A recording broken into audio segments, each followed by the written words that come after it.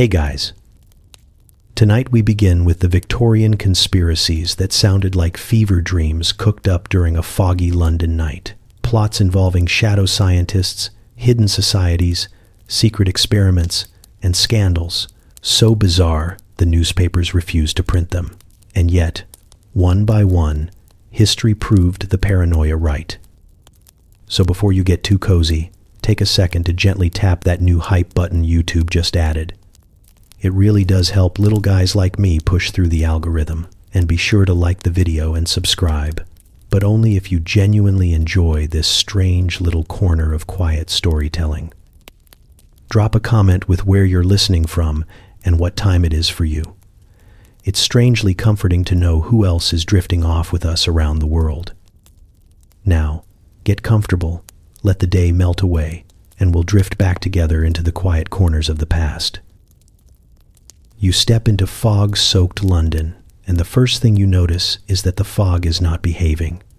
It curls around your ankles as though inspecting you, then drifts upward with the smug confidence of a cat that has just discovered a new human to supervise. The lamps flicker overhead, their glow swallowed by mist thick enough to chew, and you begin to understand why the Victorians seem permanently tense. Nothing in this city appears exactly as it should, including the people who hurry past you with polite nods and widened eyes. Every one of them smiles the same strained smile, the kind that promises civility but whispers that they are desperately hoping you do not ask questions. You walk along the cobblestones, slippery with damp and history, and sense the way sound behaves differently here. Horse hooves clatter, wheels rattle, distant shouting loops through the streets, yet somehow everything feels muffled, as though the fog itself is listening. The city is alive, but too quiet beneath the noise. You catch fragments of conversation drifting between gas lamps, hurried murmurs about coded letters, strange lights near the river, and a constable who suddenly transferred to a district that does not actually exist. No one stops walking long enough to explain any of it. They just mutter, nod to themselves, and disappear into the haze. You turn down a narrow lane lined with brick walls that shine with moisture, and there a woman in a bonnet glances over her shoulder before addressing you in a conspiratorial whisper. She speaks so softly you lean closer, and the fog seems to lean in as well. She warns you about certain alleyways, the ones the city insists are safe even though the lamplighters refuse to enter them. You ask what happens there, and she only says, in a voice trembling with both fear and excitement, that the walls have ears and certain bricks have recently started answering back. Before you can react, she collects her groceries and rushes off, leaving you with the uncomfortable sense that you have wandered into someone else's secrets. The street widens near a row of storefronts glowing with warm candlelight. Behind one frosted window, a tailor stitches quietly while glancing at his door every few seconds. Behind another, a chemist arranges jars of powders that shimmer with colors nature never intended. He notices you watching and abruptly lowers the curtain, his silhouette vanishing as though swallowed by shadow. You move on, feeling the city's gaze shift with you. A coach barrels around a corner so fast you jump aside, and its driver shouts that no one should be out tonight unless they are prepared for what the fog brings. Before you can ask what that means, he snaps the reins and disappears again, the clatter of wheels fading into the gloom. You stand alone for a moment, listening to the drip of water from gutters, the rustle of unseen movement behind crates, and your own heartbeat thudding louder than it should. The air carries a metallic tang, something unfamiliar yet ancient, as if the city exhales secrets with every gust. You continue walking until you reach the Thames, a dark ribbon shimmering under faint lamplight. Barges creak, chains rattle, and the water laps against stone as though whispering. A pair of dock workers stand nearby, pretending to discuss cargo, but their eyes track something in the river. You follow their gaze and see nothing at first. Then a faint ripple cuts across the surface, moving against the current with deliberate intention. The men go silent, their faces drained of color, and you understand this is not a place where questions are appreciated. A constable approaches, adjusting his hat with practiced authority, but the moment he reaches you, his posture stiffens. He warns you to head home quickly, his voice calm but his pupils too wide. You ask whether something is wrong. He insists everything is perfectly ordinary while clutching his baton so tightly his knuckles whiten. "London is safe," he says. "Absolutely safe." And yet you notice the way he glances behind you, as though expecting someone or something to emerge from the fog. The night deepens, and the city feels heavier, its silence more deliberate. You know London is old, but tonight it feels ancient, as though centuries lie stacked beneath your feet like pages of a book you should not read. You sense eyes watching from shuttered windows and hear subtle shifts in the mist that are not wind. There is something in this city that thrives on secrecy and feeds on suspicion, something that makes every polite greeting sound like a warning wrapped in courtesy. You stand at the crossroads where 3 streets vanish into thick fog, and for the first time you understand why Victorians cling so fiercely to propriety. It is not pride or arrogance. It is a shield, a fragile armor against a world where unbelievable things happen far too often. And as you take your next step, you feel the cobblestones tremble in a way that suggests London has noticed you, and it is very interested in what you will discover next. You discover quickly that in Victorian London, propriety is less a moral principle and more a competitive sport. Everyone plays it, everyone cheats at it, and everyone pretends not to notice. But beneath all the polished manners and stiff collars lies something else, something humming just out of sight. It begins with the newspaper boys, those small, sharp-eyed creatures who dart through the streets like caffeinated sparrows, shouting headlines with the confidence of prophets. Each time one of them passes, you feel an odd prickle at the back of your neck. They look far too pleased with themselves, as though they hold secrets that could topple empires if they ever stopped sprinting long enough to explain them. You buy a paper from one of them, a boy no older than 12 who grins at you with the slyness of a man who has blackmailed a duke. The headline speaks of a mild political scandal, nothing unusual, but the boy leans closer and whispers that the real story is on page 3. Written in a coded paragraph the editor thinks no one can decipher. You raise an eyebrow, and he winks before vanishing into the fog with 3 more papers and a confidence that suggests he runs half the intelligence networks in the city. You check page 3 and find an innocuous report on a charity luncheon that feels suspiciously rhythmic, as if the sentences are tapping out a message beneath the surface. You do not understand it, but someone clearly should, and that thought settles into your mind like a pebble in a shoe. As you continue walking, it becomes clear that this city thrives on secrets the way others thrive on bread. Ladies in lace gloves exchange coded pleasantries at crosswalks, their smiles sharp as letter openers. Bankers mutter figures to one another while pretending to comment on the weather. Even cabmen seem to guide their horses with a kind of knowing grimness, as though the cobblestones themselves share gossip when the streets are empty. You overhear 2 elderly men at a tea stall argue passionately about the recent appearance of mysterious lights above Pimlico. One insists it is a reflection from the river. The other nods solemnly and says that is exactly what they want people to believe. You approach a kiosk where a man sells illustrated papers depicting inventions so elaborate they look like fever dreams produced by a stressed-out clockmaker. A diagram shows a mechanical ear meant to hear conversations through brick walls. Another depicts a device for detecting falsehoods by measuring eyebrow twitches.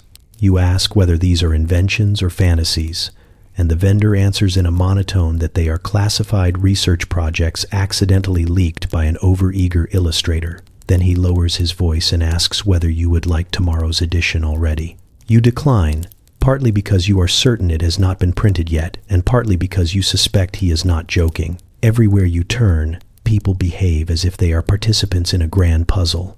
At the post office, customers tap their envelopes twice before dropping them into the slot, a ritual performed with the solemnity of ancient priests. A passing constable warns someone to avoid certain coffee houses after dusk, then glances around nervously, catching sight of you before deciding you are not important enough to silence. That does not comfort you. You feel as though every polite exchange in this city is simply a thin layer covering a much stranger conversation happening just beneath it. You stop outside a bookshop where two women argue with great decorum about a popular detective novel. Their disagreement seems harmless until one of them says she knows the author did not invent the plot. He merely disguised an incident that occurred last winter under the guise of fiction. The other woman gasps and swears she has heard the same. Then both nod with a sense of victory that implies half of London reads novels not for entertainment, but for evidence. As you walk away, a newspaper boy rushes past again, shouting a new headline with dramatic urgency. You glance at your own paper, which was printed only minutes ago, and realize London's news moves faster than ink can dry. The boy pauses long enough to point at your edition and whisper, "That one is already outdated. Page 3 has changed." When you ask how that is possible, he grins, as though the question is adorable, and darts off before you can stop him. You stand in the middle of a bustling street, surrounded by steam, chatter, and flickering lanterns, and you begin to understand something essential about this city. Politeness is merely the cover charge. Beneath the civility and lace gloves lies a labyrinth of coded messages, whispered truths, and eyes that see far more than they ever admit. And as you fold the newspaper beneath your arm, you feel a subtle shift within yourself, as though you have unwittingly stepped into a game that began long before you arrived and will continue whether or not you understand the rules. You walk into the seance parlor expecting cheap theatrics and dramatic sighing, the sort of evening entertainment Victorians adore, because pretending to converse with the dead is somehow less scandalous than talking honestly with the living. The room is velvet, draped and candlelit, with enough incense to suggest someone has attempted to cover up several emotional crises. Chairs are arranged in a tight circle, the kind that forces strangers to touch knees and immediately pretend they do not mind. You take a seat, half amused and half curious, while the medium glides into the room with an elegance that suggests she has practiced this entrance in front of many mirrors. She begins with the usual script. "The spirits are restless tonight. The veil is thin. Please keep your thoughts pure," which would be more effective if she did not wink at a gentleman who looks like he last had a pure thought several governments ago. She asks everyone to join hands, and after a brief, awkward shuffle, the circle locks together. You can feel the slight tremor of anticipation shared among the attendees. Some are excited, some nervous, some pretending to be skeptical, while clearly hoping something dramatic happens. The medium breathes deeply, her eyes fluttering half-closed, and begins humming in a tone that sounds suspiciously like someone warming up for amateur opera. You expect a hidden assistant to rattle chains or swing a lantern behind the curtains, the standard tricks of the trade. Instead, something subtler happens. The candles flicker, not with the usual draft, but with a strange precision, each flame swaying in unison, like dancers responding to a silent conductor. The medium's humming deepens, and her voice gains an undercurrent that does not sound entirely human. The gentleman beside you straightens abruptly, then whispers in your ear that he has attended many seances and has never once seen synchronized candlelight. You nod, because suddenly the air feels different, dense and cold, as if the room is inhaling. The medium's hands rise slightly, though no one releases their grip. Her fingertips glow faintly, not with the cheap phosphorescent paint some performers use, but with a soft, internal light that pulses gently. You blink hard, convinced your eyes are playing tricks, but the light remains. The circle of attendees gasps, and the woman across from you clutches her throat in astonishment. The medium continues humming, though now her voice seems to echo from more than one direction. It is impossible for her to produce such resonance, yet here it is, vibrating softly in your bones. Then the table in the center of the circle begins to move, not violently, not with the theatrical shaking of someone kicking it under the cloth, but slowly and deliberately, as if lifted by an unseen hand that prefers subtlety over spectacle. The table rises an inch, hovers, then rotates a few degrees. You lean forward, searching for wires or rods, but you find only air shimmering faintly, the way heat distorts stone on a summer afternoon. There is no logical explanation for this, and the realization spreads through the group like an electric current. The medium opens her eyes, and they are entirely white, not rolled back in faux trance, not clouded with powder, but shining with a pale radiance that makes your skin crawl. She speaks, but the voice is not hers anymore. It is older, deeper, threaded with a kind of sorrow that does not belong to the living. You cannot make out the words, but you feel the meaning pressing against your mind like a memory you have not lived. The entire room leans in, transfixed, because even the most hardened skeptic cannot deny the shift that has overtaken the air. The candles extinguish all at once.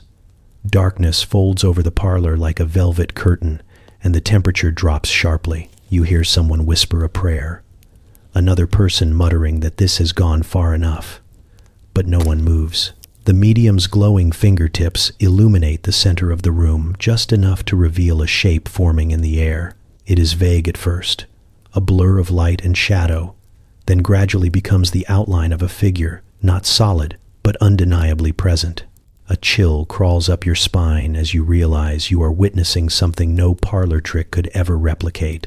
The figure fades as quickly as it formed, leaving only silence and the trembling breath of the medium as she collapses forward. The candles reignite on their own, bright and steady, as though nothing unusual has happened. But everyone knows better. You release the hands you have been holding and stare around the room, half expecting someone to announce that it was all an illusion. No one does. The medium lies still, pale and shaking, and even those who came to mock the performance now sit in reverent, terrified quiet. You came expecting theatrics. You leave understanding that at least one Victorian rumor deserves your full attention. You hear the rumors first in the same way you hear most Victorian secrets, whispered too loudly by people pretending not to gossip. A pair of clerks passing in the street murmur that the Home Office has been sending men to seances on official business. A butcher packing up his stall insists he saw a member of Parliament slipping into a spirit circle after dark, still wearing his ceremonial sash.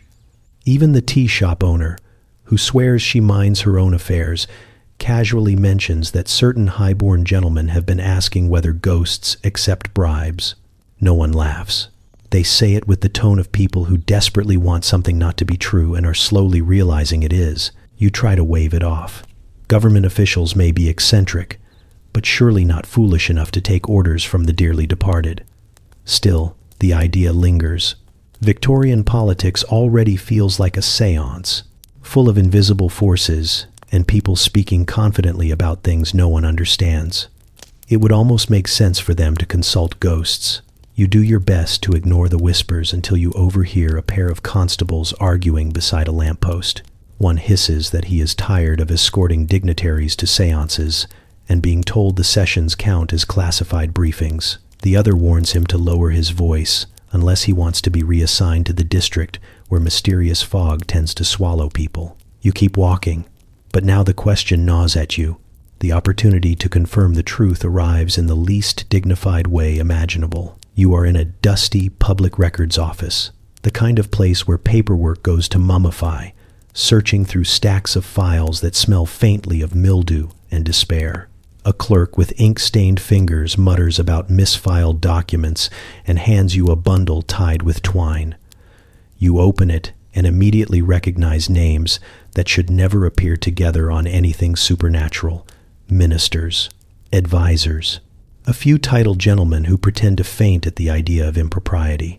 At the top of the sheet is a neatly typed heading: Attendance Log, Spiritual Consultation Committee. Your first instinct is that this has to be an elaborate joke, maybe a disgruntled clerk's revenge. But the dates line up with real parliamentary recesses, the kind that always raise eyebrows because they last longer than anyone can justify. You scan down the list and find column entries for Seance 1, Seance 2, and special session in lower drawing room, as if spectral communication requires meticulous scheduling. The signatures are genuine, or at least convincing enough that your jaw tightens. Several well-known officials appear repeatedly, always underlining their names with a flourish, the way men do when they want credit for attending something prestigious. You wonder whether ghosts are impressed by penmanship. The clerk notices your expression and leans in with a conspiratorial whisper. He explains that the committee began as a quiet curiosity, a small group of officials who wanted to investigate unexplained phenomena for security purposes. Then, After a séance produced information too accurate to dismiss, the group expanded. The clerk adds that he is not supposed to know this, yet somehow knows everything, which seems to be the standard qualification for Victorian government employment. When you ask whether anyone questioned the sanity of consulting spirits, he says the only thing that shocks officials these days is a tax surplus. You continue reading and find notes describing the spirits allegedly contacted. One is listed as former intelligence operative, deceased, which raises several questions, including whether retirement benefits extend into the afterlife. Another entry mentions a ghost who refuses to speak unless offered warm tea. A note in the margin says this is difficult to arrange. The handwriting looks irritated. Your mind churns as you imagine these polished statesmen sitting in velvet chairs, hands linked, waiting for a chandelier to flicker before taking policy advice from something transparent and moody. You picture ministers debating fiscal policy with a faintly illuminated Victorian grandmother who insists everyone is spending too much on railways. It should be ridiculous, but somehow the seriousness of the logs makes it worse. They believe it. Or at least, they believe it enough to show up consistently. Then you see the final page. It contains a stamped notice declaring these records confidential and threatening disciplinary action for unauthorized viewing. The stamp is crooked, the ink uneven, and the notice arrives 3 pages too late to be useful. You calm your breathing and tie the documents back together, unsure whether the room feels colder or if you simply understand London a little better now. You leave the records office with the knowledge that the whispers were correct. The government really does attend ghost sessions, not for entertainment, but for guidance. In a city where fog behaves strangely and mediums channel things no one can explain, the most powerful men in the empire have decided to consult the dead, and for the first time tonight, that decision does not seem entirely unreasonable. You descend into the railway tunnels with the confidence of someone who has not yet learned that confidence is rarely justified underground. The station above is bustling, full of commuters politely pretending they are not late. But the moment you take the narrow staircase down to the maintenance level, the air changes. It grows colder, heavier, carrying a metallic tang that reminds you faintly of old keys and something far less harmless. The gas lamps flicker with an uneven pulse, as though hesitant to illuminate what lies below. You follow a narrow walkway, listening to the echoes of dripping water and the distant rumble of a train that sounds more like a growl than machinery. You came because of rumors that railway workers whisper during tea breaks, the kind spoken only after checking that no supervisor lingers nearby. They say this line was never meant for passengers at all, that the tunnels were widened in places to accommodate experiments no one is supposed to know about. Some insist they have heard strange humming behind sealed doors.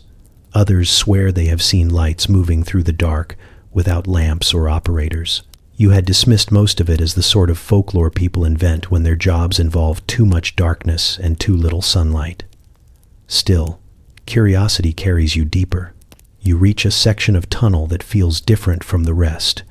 The walls are lined with smooth stone instead of rough brick, and the tracks hum beneath your boots, even though no train is scheduled for this hour. A maintenance worker appears from the gloom, his face illuminated by a small lantern.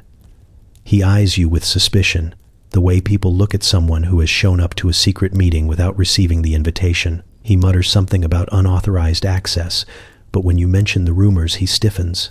His expression shifts from annoyance to resignation, as if he has long expected someone foolish enough to ask questions. He tells you that parts of the railway were constructed with additional tunnels that never appear on official maps, built under orders that came from offices so high no one dares speak their names aloud. Workers were told not to ask questions, only to install reinforced doors, run electrical conduits to peculiar machines, and occasionally haul in crates labeled with scientific terms that sound impressively vague. The worker points down the tunnel and insists that if you continue any farther, you do so at your own risk. Then he retreats into the shadows, his lantern dimming until it looks like a wandering star swallowed by night. You press onward. The air grows colder still, your breath forming pale clouds. The rails ahead tremble slightly, not with the rhythm of an approaching train, but a slower, deeper vibration. You step off the track bed and feel the shudder resonate through the ground like a giant creature shifting in its sleep. The lamps flicker, though there is no draft. That shiver of unease along your spine is becoming increasingly difficult to ignore. When you reach the sealed door, you find it thicker than any railway installation should be, reinforced with riveted steel plates and bolts big enough to anchor a ship. You lean closer and hear something behind it, a faint mechanical whir mixed with a sound that almost resembles breathing. You jerk back, telling yourself it is only the machinery, but the breathing continues a moment longer, as though whatever is on the other side is aware of your presence. You step away carefully, debating whether the rumors were created to warn people off for a very good reason. Then you see it. Down the stretch of tunnel, past a bend swallowed by shadow, a light emerges. It is not a lantern, not a train headlamp, not any kind of light you recognize. It glides along the track with smooth, organic movement, far too low to be a carriage and far too fast to be a person. You hide against the wall, heart hammering, and watch it drift closer. The glow pulses with a blue-green shimmer, like moonlight trapped inside glass. The light slows, as if searching, scanning the darkness for something. You hold your breath, certain it should not find you. After several agonizing seconds, it moves on, sliding down the tracks before disappearing into the deep curve of the tunnel. You release your breath in a shaking exhale. Whatever that thing is, it is not listed on any railway timetable. You retreat slowly, careful not to disturb the silence. You understand now that the rumors are not exaggerated. There is something else moving underground, something the officials have chosen not to explain. As you ascend back toward the surface, the distant rumble of an ordinary train echoes through the tunnels, sounding almost comforting compared to what you have just witnessed. Almost. You first hear about the clandestine society while pretending not to eavesdrop, which is difficult because Victorians conduct private conversations at a volume normally reserved for street vendors. 2 telegraph clerks stand near a post office window, sipping weak tea and whisper, arguing about whether the copper line circle still exists. One insists the group disbanded years ago after a scandal involving misrouted telegrams and an unfortunate parliamentarian who learned of his own resignation through a message someone else forged. The other swears the circle is very much alive, pulling invisible strings through the wires stretched across the empire. You linger, studying a pamphlet with exaggerated interest, while their conversation grows increasingly frantic. They describe men in tailored coats who arrive after closing hours, letting themselves into telegraph rooms using keys no one has ever seen issued. They claim these visitors tap out messages at impossible speeds, as though their fingers move before the thought even forms. When a clerk once questioned them, he was transferred to a remote post office in a town so small it allegedly has more sheep than letters. The clerks lower their voices to a trembling whisper, saying the circle does not simply control telegraph lines. They listen through them.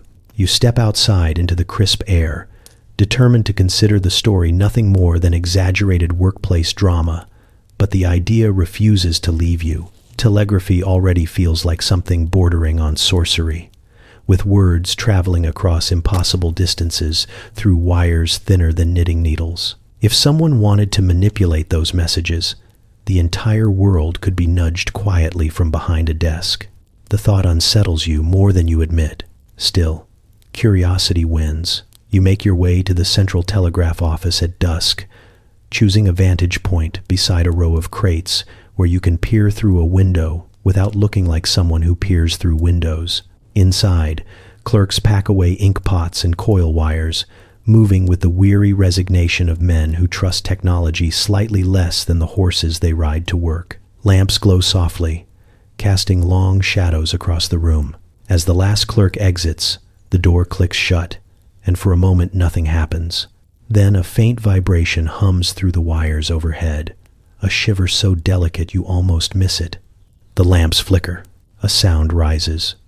Not quite Morse, not quite any rhythm you recognize, but something layered and strange, as though several messages have collapsed into one another. You lean closer, heart thudding, trying to make sense of the pattern. The telegraph machine in the center of the room springs to life.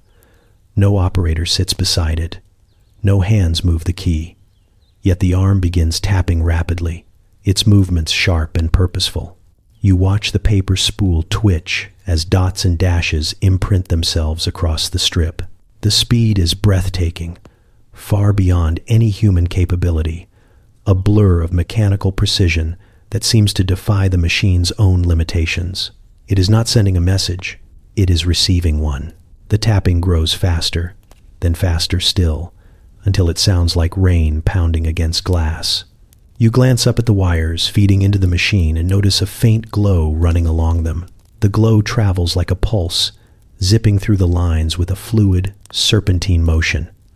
The clerks were right.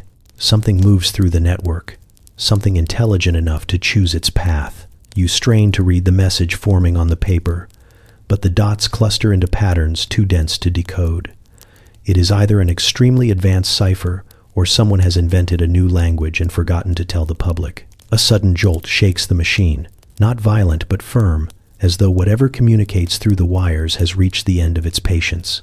The tapping slows, fades, and finally stops. The glow in the wires extinguishes, leaving only stillness.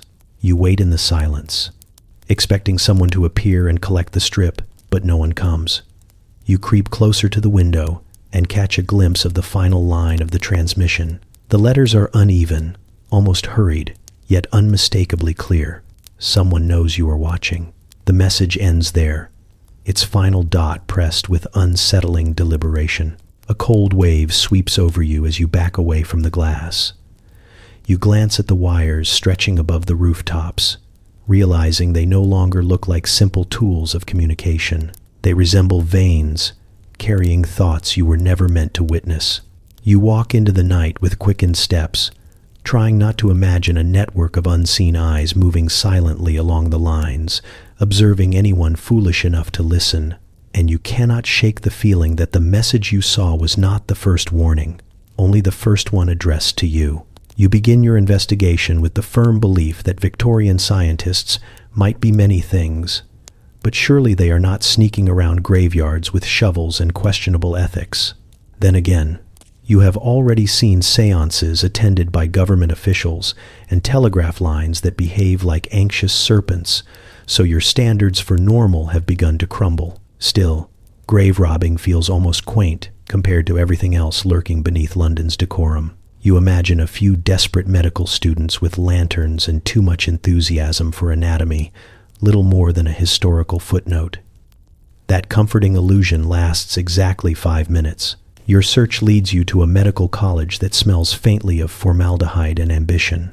The corridors echo with hurried footsteps, and the students wear expressions that suggest they have not slept properly since the last monarch.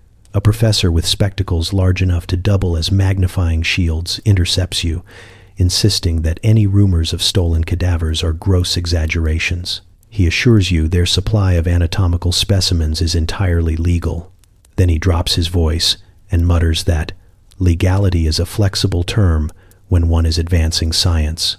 His laugh is brittle, the sort that implies he hopes you stop asking questions and knows you will not. You make your way to the basement laboratory, where steel tables line the room and jars filled with mysterious tissues form an unsettling audience.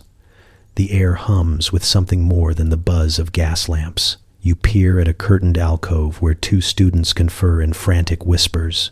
They flinch when you approach, hastily covering a notebook scribbled with diagrams of a human arm connected to something that is decidedly not human. You ask whether they are studying cadavers acquired through questionable means. They exchange glances, then simultaneously deny everything with the enthusiasm of men who have very much done something worth denying. A strange sound interrupts the conversation. It is faint at first, a slow scraping, then a rhythmic tapping, as though someone inside the walls is politely asking to be let out. The students go pale and insist you leave immediately. Instead, you walk toward the sound, your curiosity outweighing your caution by a dangerous margin. You find a heavy door reinforced with metal brackets, the kind used to secure things that should not roam freely. A faint glow seeps from beneath it. You call out, asking if someone is inside. The tapping stops. Then it starts again, this time with unmistakable intention, as if responding to your voice. You look back at the students, who shake their heads with frantic urgency. One confesses that no cadavers have been stolen recently, and that is because they no longer need to steal them. Their experiments have progressed beyond simple anatomy. They are trying to understand what animates life itself. They insist they are nowhere near reanimation, but their tone suggests otherwise. You gesture toward the tapping door, and both students wince, as though you have pointed out a mess they hoped to pretend was a decorative feature. When you open the door, you expect horror. You expect a grotesque, half-finished creation, or a shambling corpse with more enthusiasm than motor skills. What you find is stranger. A body lies on the table, motionless except for its hand, which taps lightly against the metal surface. Not randomly, but in a pattern remarkably similar to the coded messages you have seen telegraph operators use. The skin is pale, the chest unmoving, yet the fingers tap with precise rhythm. You step closer, heart pounding, and realize the tapping aligns too neatly to be chance. It is a message. You cannot translate it, but every instinct tells you someone or something is attempting to communicate. The students whisper that they only meant to test nerve responses, but then the hand began tapping on its own long after any stimulus should have faded. They insist the body has no heartbeat, no breath, nothing resembling life. Yet the hand continues, the pattern looping and evolving, as though gaining confidence with each repetition. You call to it softly, unsure why, and the tapping pauses. The silence hangs heavy. Then the hand lifts slightly and taps again, this time faster, with unmistakable urgency. The students panic, insisting that the experiment is beyond their control. They scramble to restrain the arm with straps, but the hand keeps tapping even as they tighten the bindings. The sound grows louder, echoing through the room, and you feel a chill run through you as you realize the message may not be meant for you at all. It may be answering something, or someone. You step back as the professors rush in, barking orders and throwing tarps over equipment. They urge you to leave and forget what you have seen, insisting the work is preliminary, harmless, and completely misunderstood. But you know better. This is no simple case of grave robbing. This is communication from a place where life should not exist, a message from the quiet edge between breath and stillness. And as you walk up the steps into the cool night air, you swear you can still hear faint tapping beneath the stone floor, carrying on the conversation without you. You arrive at the medical college expecting a place of scholarly calm, perhaps the faint smell of ink and ambition drifting politely through well-lit corridors. Instead, you step into a building that feels like it is holding its breath.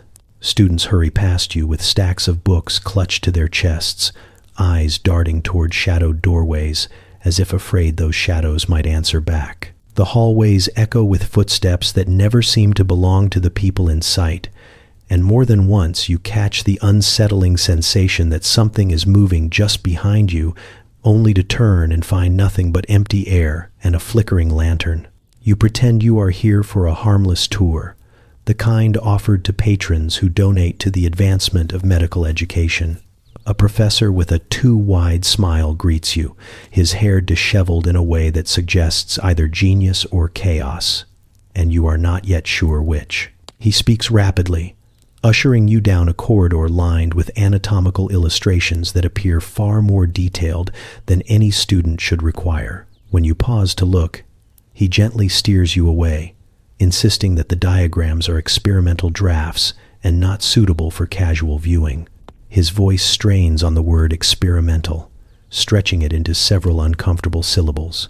As he leads you deeper into the building, the whispers you heard earlier resurface. Theories about illicit anatomy experiments, students claiming bodies exhibit responses they should not exhibit, and one rumor so unhinged that even the most sensationalist newspapers refuse to print it.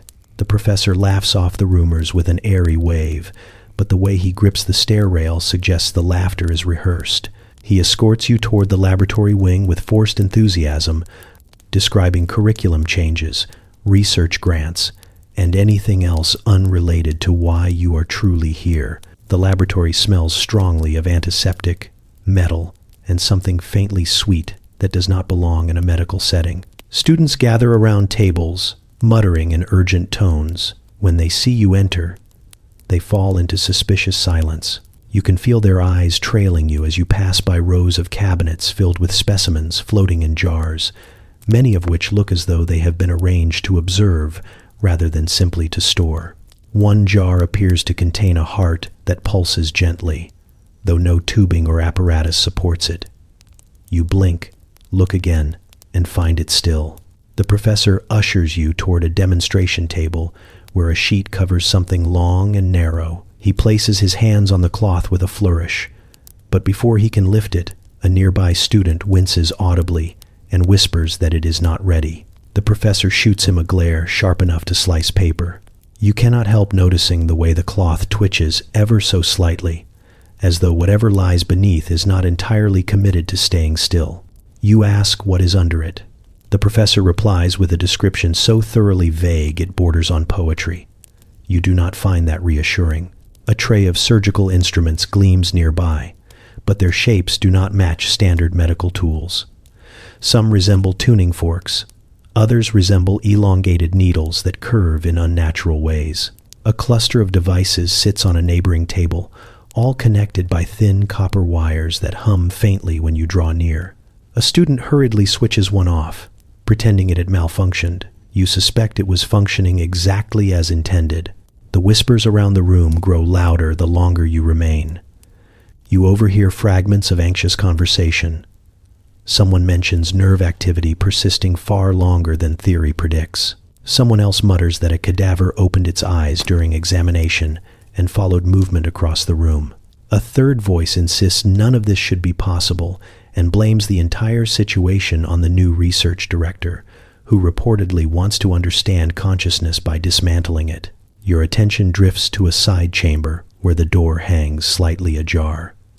A soft glow pulses from inside, unlike any lamp you know. Against your better judgment, you step toward it and peer through the gap. A figure lies on a table surrounded by machines that crackle with energy. It is not moving, not breathing, not alive by any conventional definition, yet you feel watched. The glow intensifies for a moment, illuminating the figure's face, and you swear its eyelids tremble as though on the brink of waking. You start to pull back quietly, but the professor appears behind you with uncanny speed. His voice remains polite, yet the sharpness in his tone makes it clear that room is not part of the official tour. He closes the door firmly, blocking out the unsettling light, and escorts you toward the exit with a sudden eagerness that borders on panic. The students watch with wary expressions, as if hoping you understand the unspoken warning in their eyes. When you step outside into the evening air, the college looms behind you in stern silence. The building looks ordinary again, but the whispers and the glow and the twitch beneath the cloth linger in your mind. What you witnessed was not grave robbing, not even questionable research. It was something far more intricate, a study of boundaries no one should be studying. And the worst part is the sensation that whatever lies in those laboratories is still aware of you, even now, as you walk away. You step into the countryside expecting fresh air, rolling fields, and maybe a sheep or two that look as though their greatest ambition is to chew grass with enthusiasm. Instead, you find something else entirely. The animals here seem alert in a way that feels wrong, as if the whole landscape is holding a secret meeting and you have interrupted. Birds stare at you from fence posts with a level of appraisal usually reserved for landlords. A stray dog watches you cross a lane, then trots ahead to guide your path like a creature who knows exactly where you ought to be going. Even the cows turn their heads in unison when you pass, blinking slowly as if evaluating your competence as a species. You were told the stories were nonsense. Rural gossip, farmers with too much time and too little daylight, tales embellished by the fog that creeps through these hills like a suspicious relative. But once you hear of crows that solve puzzles meant for university students, chickens that refuse to enter certain barns on certain nights, and foxes working in coordinated patterns too intricate to be chance, curiosity pulls you forward. You follow the trail of whispers until you reach a row of secluded structures tucked behind hedges so dense they look grown for secrecy rather than shelter. The buildings are not barns, though they pretend at rustic charm with their slanted roofs and peeling paint.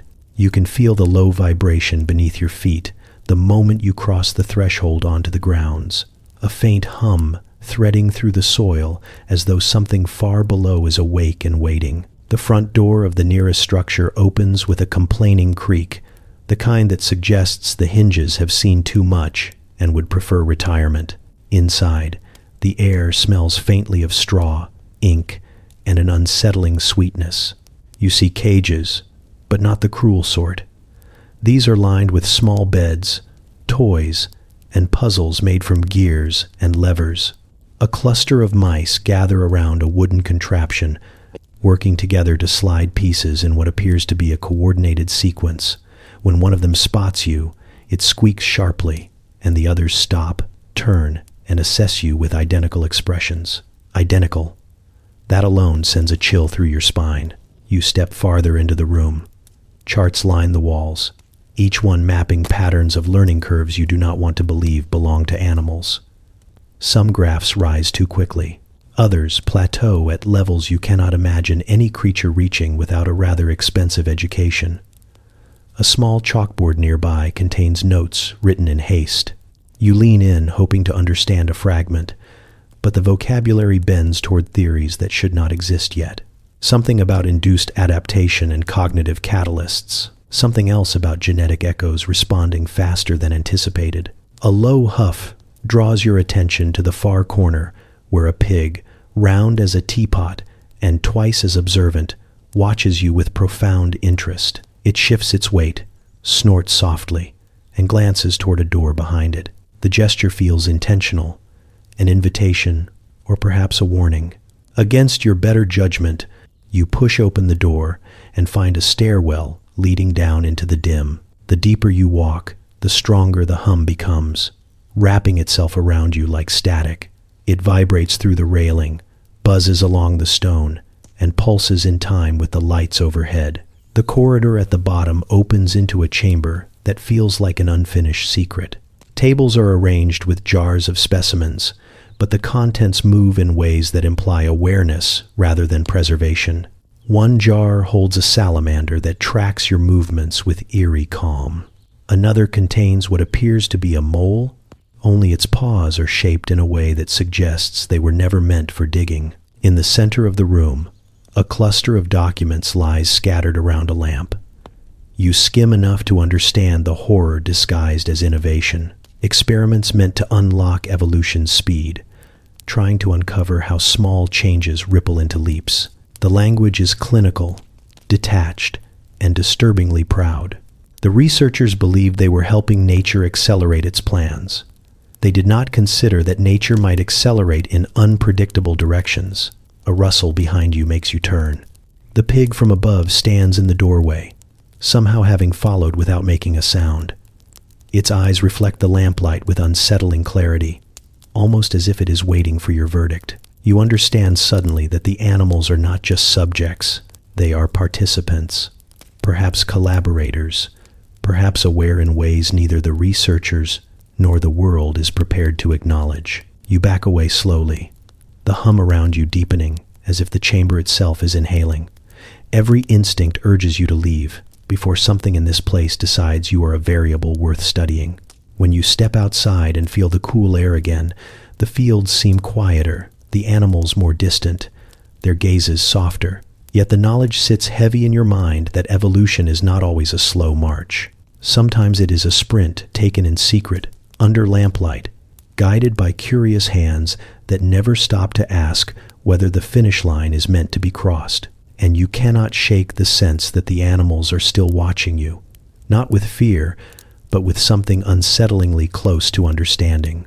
You first hear the rumors in a cramped tea shop, where the steam clouds the windows and the biscuits have the texture of lightly sugared gravel. A pair of clerks whisper at the next table about strange mists drifting through crowded districts at dawn. the kind that make people pause mid-stride, with the same confused expression you see on someone realizing they left the stove burning. The clerks insist it is nothing natural, nothing seasonal, nothing anyone should be breathing if they value having a full assortment of working organs. You pretend not to listen, which is difficult because they lean so far across their table they nearly fall into your saucer. When you step back into the street, London greets you with its habitual gray breath, but now you watch it more closely. Smoke from chimneys behaves like smoke should, swirling lazily upward. Fog gathers in the usual places, clinging to alleys the way stray cats cling to people who do not want to pet them. Yet beneath these ordinary layers, you sense something else. A thin, shimmering haze that drifts with a purpose fog should not possess. It moves as though listening. You follow it down toward a district dense, with shop fronts, and people hurrying toward nowhere in particular. The haze hovers above their heads like a bored spirit deciding whom to annoy next. A woman coughs sharply, pulling a handkerchief embroidered with flowers that seem too cheerful for the situation. A man stops to rub his eyes, blinking rapidly. A child asks her mother why the air tastes funny. The mother shushes her, insisting it is just dust from the neighboring factory, even though the factory closed 2 weeks ago. You slip into a narrow side street and find 3 men wearing the kind of official coats that reek of authority and wet wool. They stand beside a metal canister, disguised poorly as a street lamp.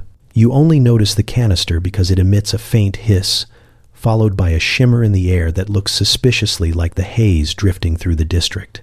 One of the men waves a device the size of a loaf of bread, muttering to the others while tapping gauges with a pencil. You hear the words distribution, dosage, and unexpected reaction. None of these are words you want associated with anything you are inhaling. When they spot you, they straighten abruptly. One coughs into a handkerchief decorated with the crest of some official department you suspect would not appreciate your presence. Another insists you should move along. Nothing to see here. Typical maintenance, terribly mundane. Please stop staring. He delivers this speech while blinking so rapidly it suggests his eyes are staging a minor revolt. You ask why maintenance requires a canister hissing mysterious vapors. They exchange glances, the kind that say a story must be fabricated quickly. The tallest one explains it is a new method for dispersing perfume to improve public morale. You look around at the crowd of coughing pedestrians and struggle to identify anyone whose morale has notably improved. The official coughs again, this time so violently he doubles forward, clutching his chest. His companions help him stand, reassuring you he merely swallowed a biscuit wrong. Given the state of Victorian biscuits, you briefly consider believing him. You continue down the street, pretending to lose interest, but you circle back around as soon as they leave. Once they are gone, you approach the canister. A faint residue coats its side, glistening like dew. You dab a gloved fingertip against it.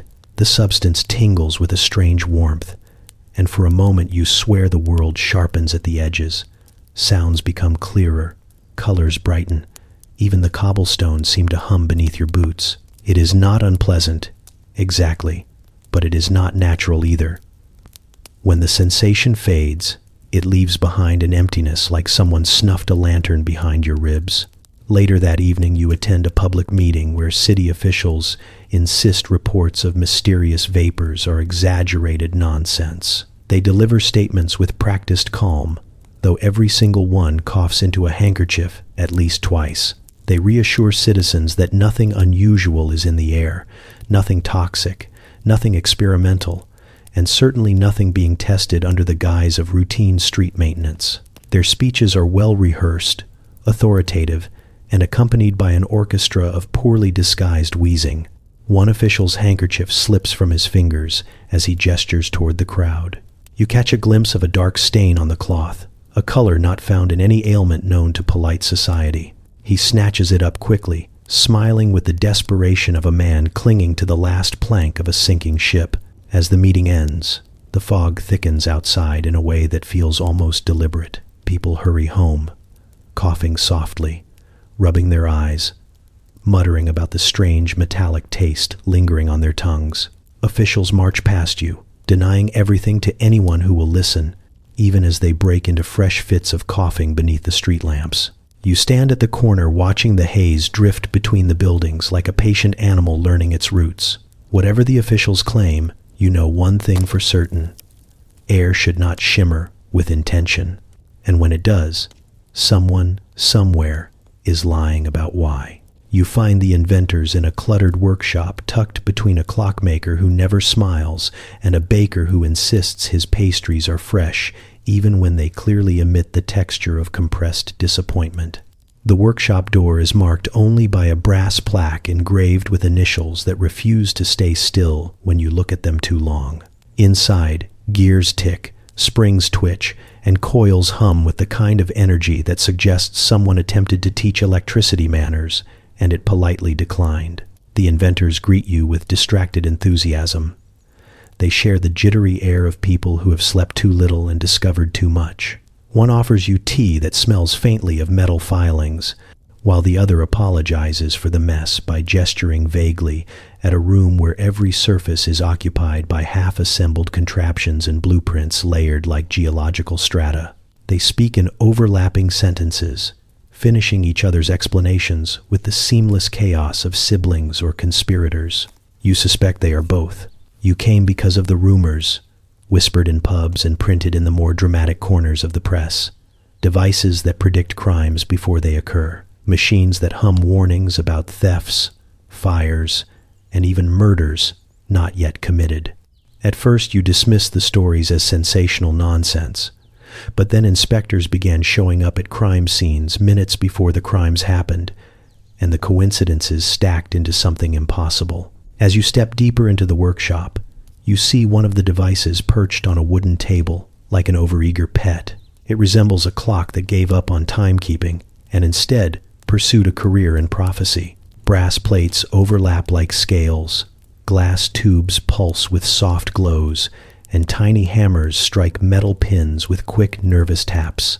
The sound forms no rhythm you can recognize, yet it feels deliberate, like a heartbeat belonging to something that never existed until a clever meddler built it.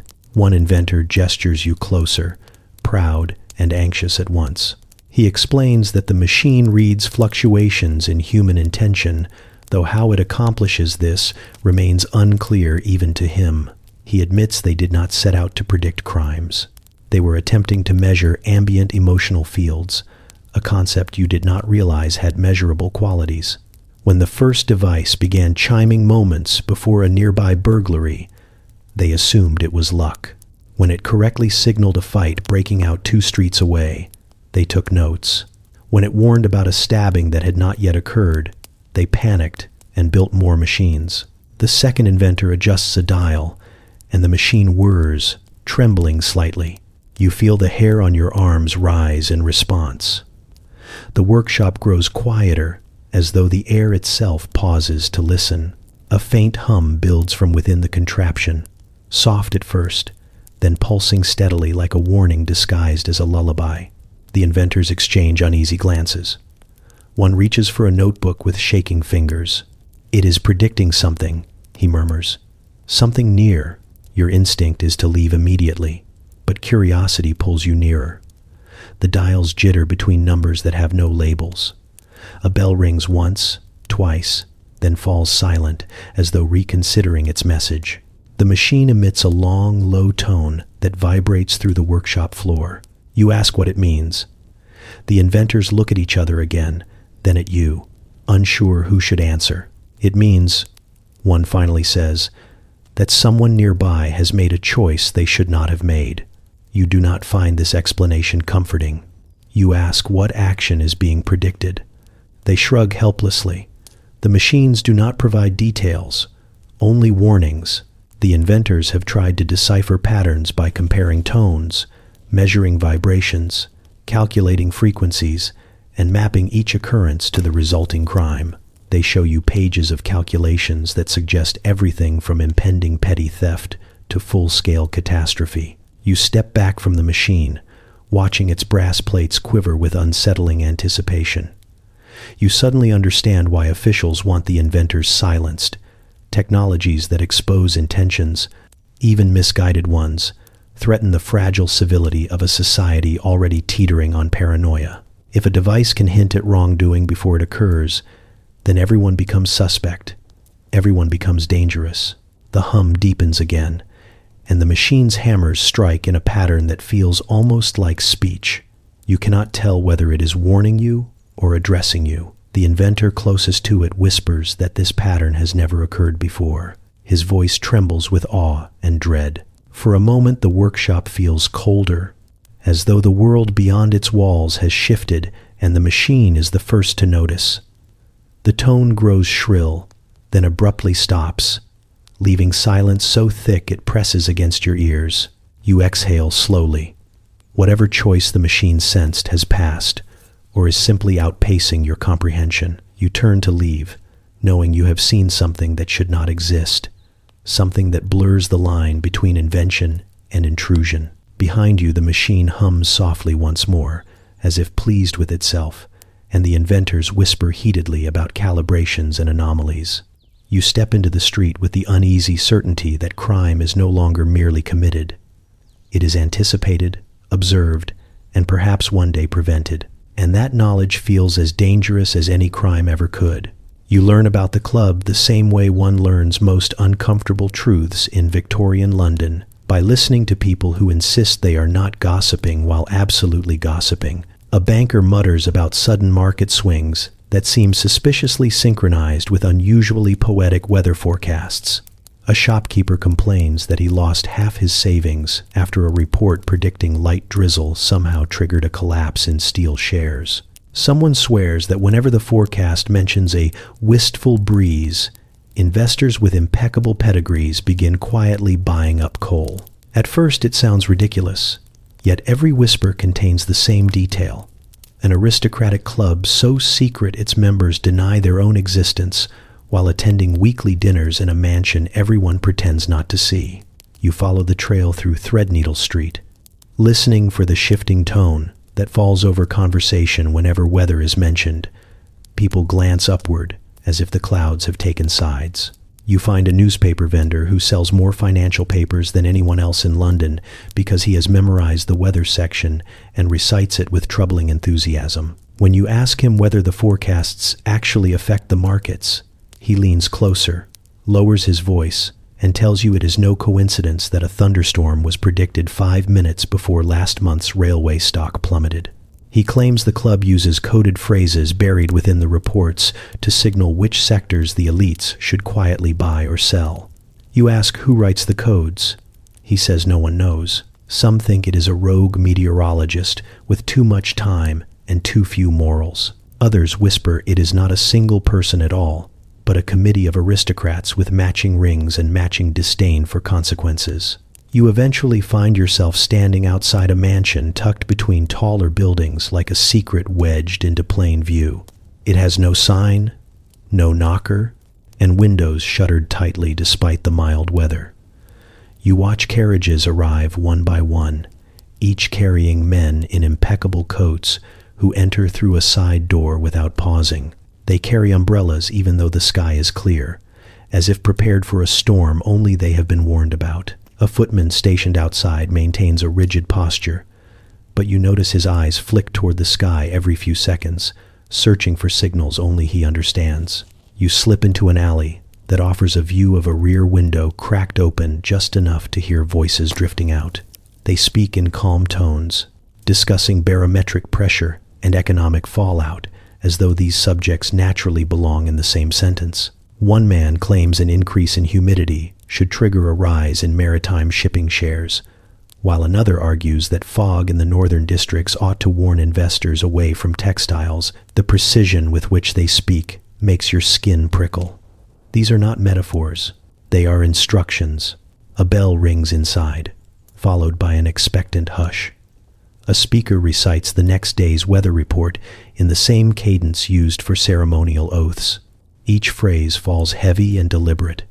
Slight warming in the afternoon, mild winds shifting from the west, evening clouds gathering with uncertain temperament. The men hum in approval, taking notes with synchronized strokes. You watch as one murmurs that Uncertain temperament means gold should be purchased immediately, while winds shifting suggests rail investments will wobble. You realize with a creeping sense of disbelief that these people are not merely interpreting weather, they are deciding it.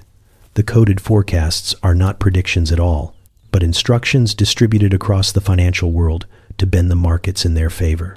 They have crafted a system where atmospheric poetry becomes currency, and everyone else simply breathes the consequences. Then, as if to confirm the absurdity, a man near the window coughs and says the word tempestuous should never again be used unless they want another panic. The room chuckles politely, as though discussing an unfortunate social faux pas rather than an economic disaster that sent an entire district scrambling for explanations. You pull back into the alley, heart racing. Up above, the clouds drift lazily, unaware they are co-conspirators in a grand deception. A gentle breeze brushes your coat, and for the first time you wonder if even the wind carries hints meant for someone else. When the next day's weather report appears in the newspaper, you read it with new eyes.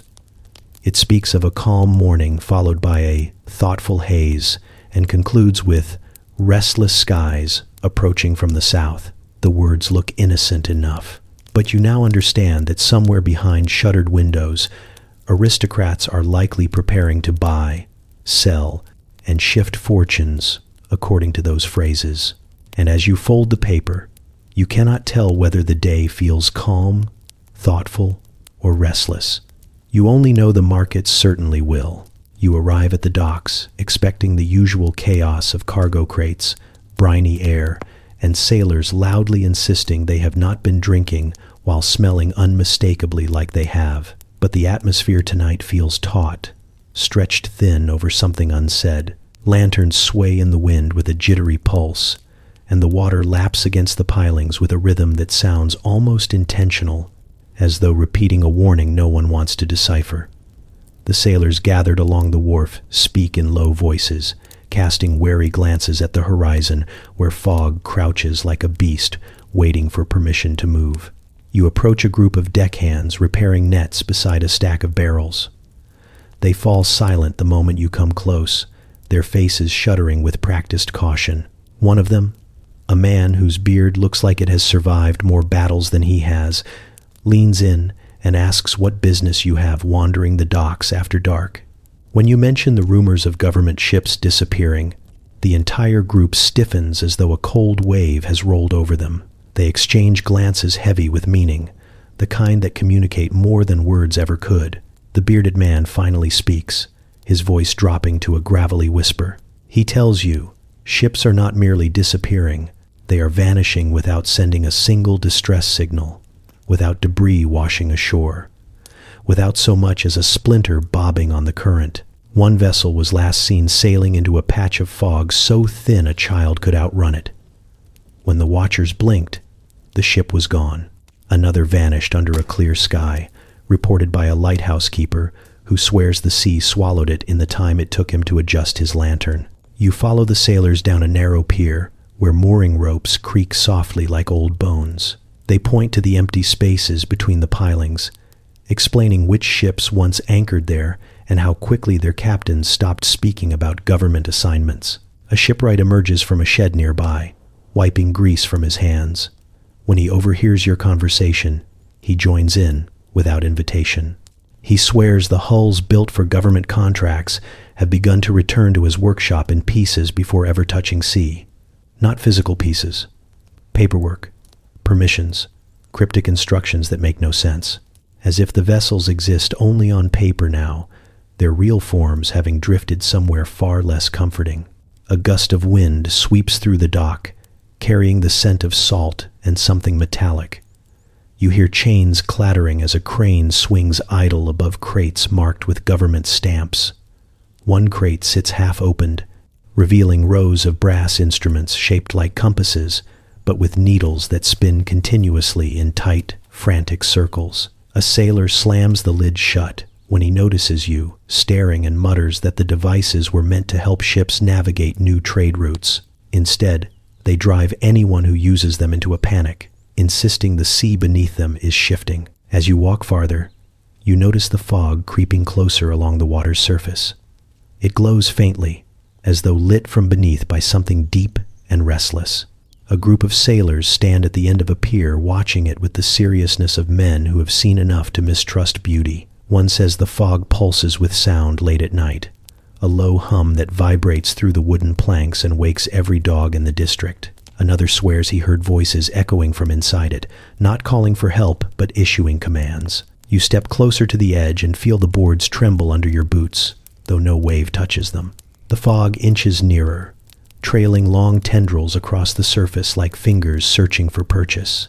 Someone behind you whispers that this is how it began for the last ship, that the fog approached slowly at first before rising like a wall and snatching the vessel from sight. No one has seen that ship or its crew since.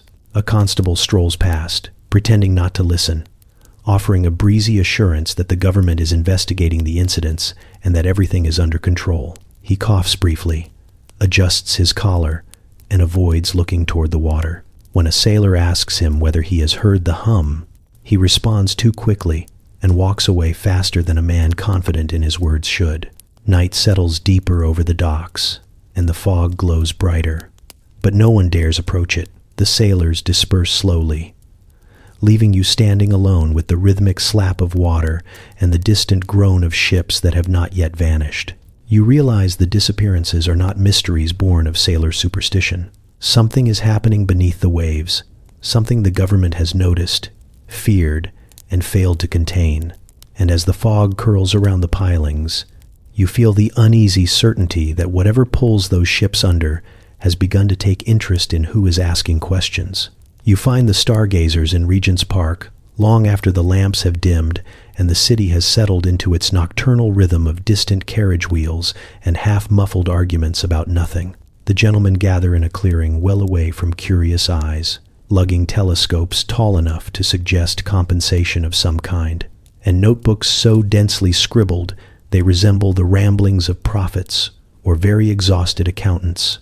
Their coats are immaculate, their shoes polished, but their expressions carry the strained alertness of men who have stared at something too long and seen something they did not wish to see. You linger at the edge of the clearing, pretending to admire the night sky. A cluster of them hunches over a brass device shaped like a cross between a sextant and a weapon someone forgot to finish inventing. They mutter coordinates with mechanical precision, numbers flowing from their mouths faster than they can write them down. One gentleman adjusts his telescope by a hair's width and inhales sharply, as though a whisper of light many miles away has personally offended him. You step closer, hoping to blend in with the enthusiasm of someone who likes stars but does not trust them. Their leader, a man with silver hair and spectacles that magnify his eyes into trembling dinner plates, waves you over. He asks whether you have noticed the pattern. You are not sure which pattern he means.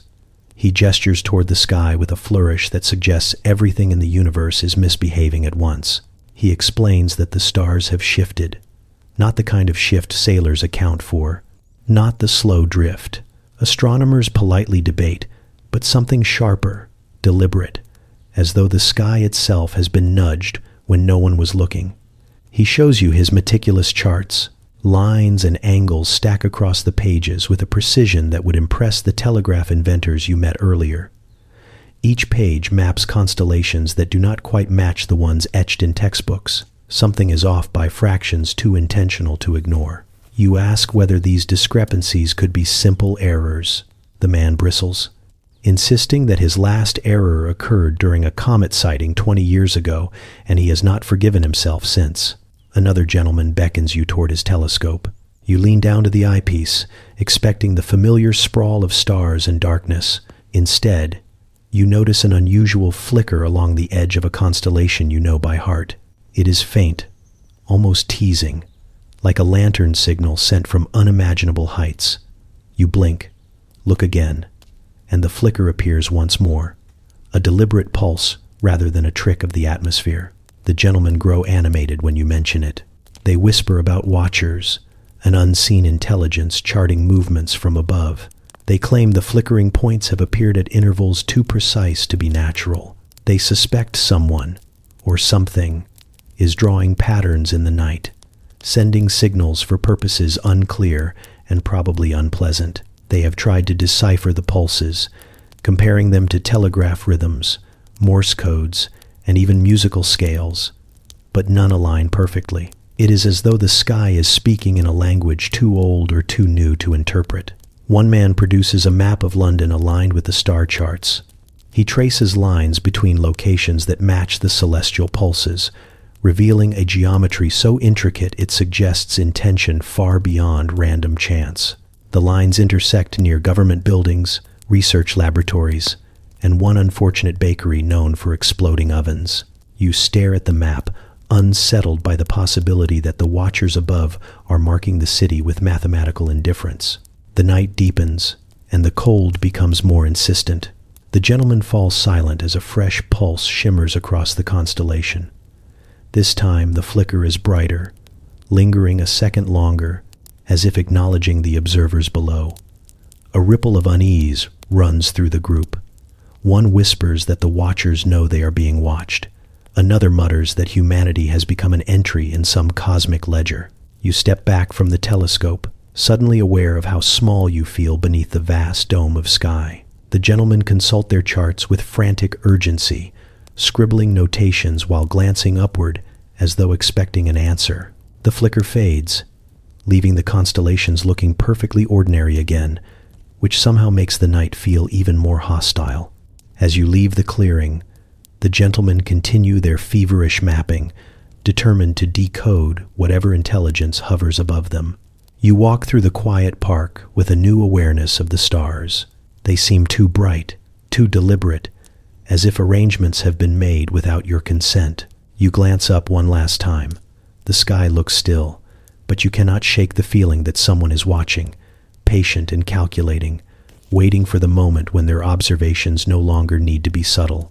You enter the botanical gardens expecting the usual display of exotic greenery curated for polite society, the kind of place where ladies stroll with parasols and pretend not to notice bees because shrieking is unbecoming. Instead, the moment you pass through the wrought iron gates, the air thickens. It carries a perfumed sweetness tinged with something sharper, something that pricks at your senses like a whispered warning. The pathways twist beneath canopies of leaves so dense they dim the afternoon light into a green haze. Everything feels too alive, too aware, as if the plants themselves have paused their gentle rustling to watch you. You follow a gravel path past orchids that gleam with iridescent hues no natural pigment should produce. A gardener kneels nearby, trimming a vine that coils away from his shears before reluctantly allowing itself to be cut. He notices your stare and forces a reassuring smile, though his hand trembles slightly. He mentions that the gardens have acquired new specimens from remote expeditions, plants described in journals as marvels of evolution. Then he mutters that the journals left out several details. When you ask what kind, he straightens sharply and insists you enjoy the conservatories before they close. The glasshouse looms ahead, its panes fogged with condensation that drips steadily like sweat.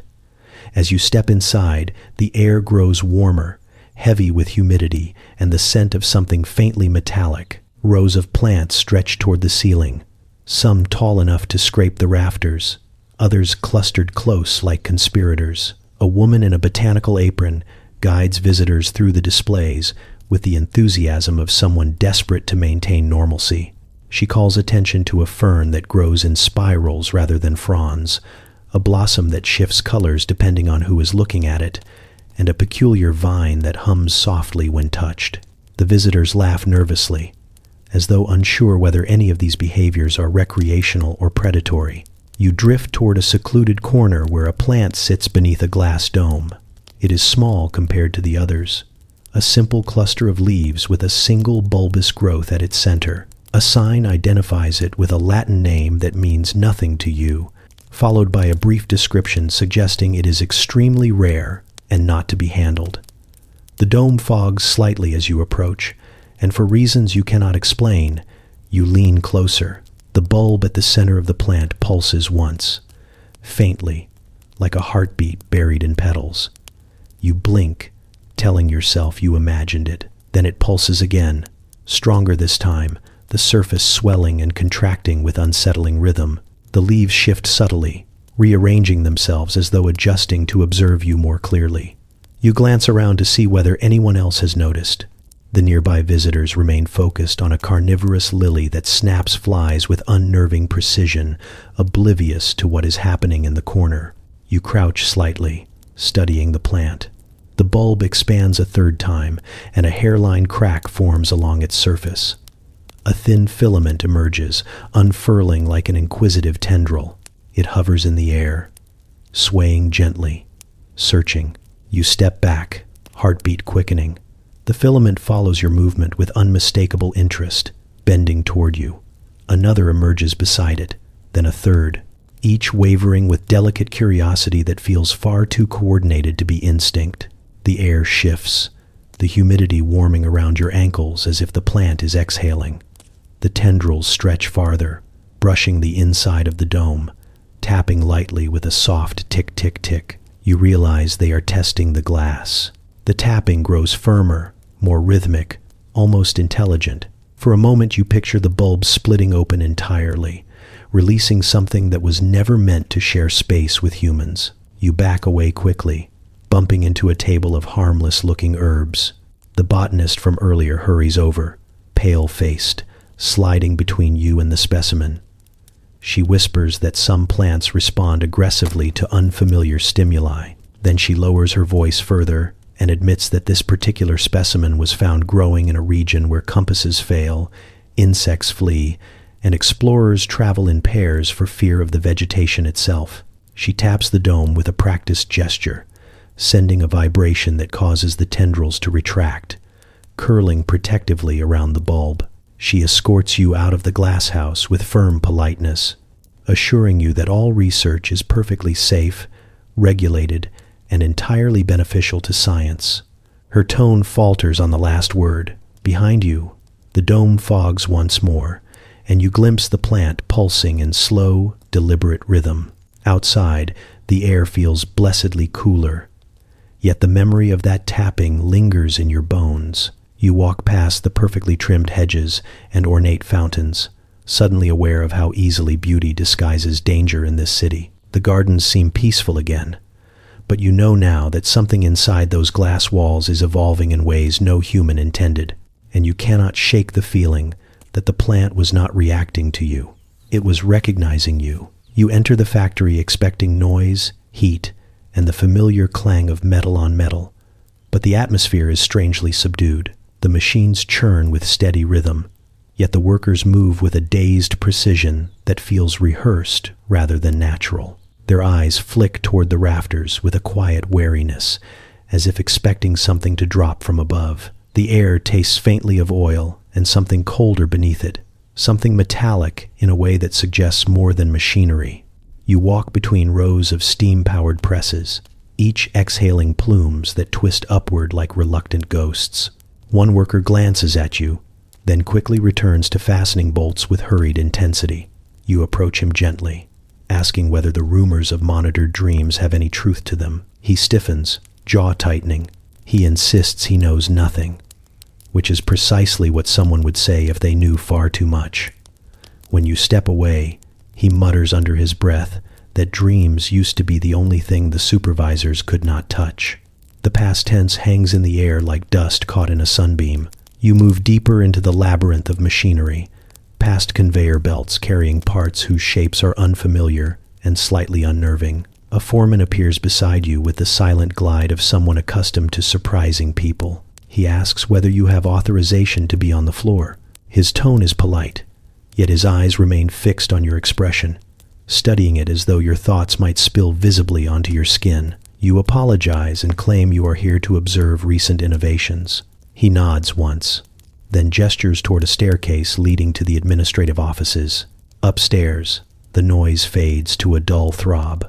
The walls are lined with filing cabinets too numerous for any factory's legitimate needs. Papers lie scattered across a long table, some neatly stacked, others spread open as though abandoned mid-review. You hesitate, then sift through a few pages. Most seem ordinary at first: supply orders, shift schedules, production summaries. But beneath these, tucked between two sheets stamped with the factory's crest, you find diagrams. They are not diagrams of machines. They chart neural pathways, sketched with meticulous care, annotated with terms that should belong in a medical college, not a textile mill. Margins filled with notes discuss dream recall patterns, subconscious responsiveness, and stimuli testing. You read the words twice, then a third time, hoping they will rearrange themselves into something less disturbing. They do not.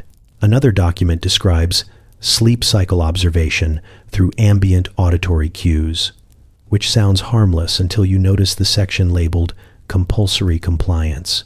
You hear footsteps in the hallway and instinctively tuck the papers back into place. Two supervisors enter the room mid-conversation, whispering about last night's collection cycle. One complains that the workers have begun resisting, that too many wake abruptly during the intervals.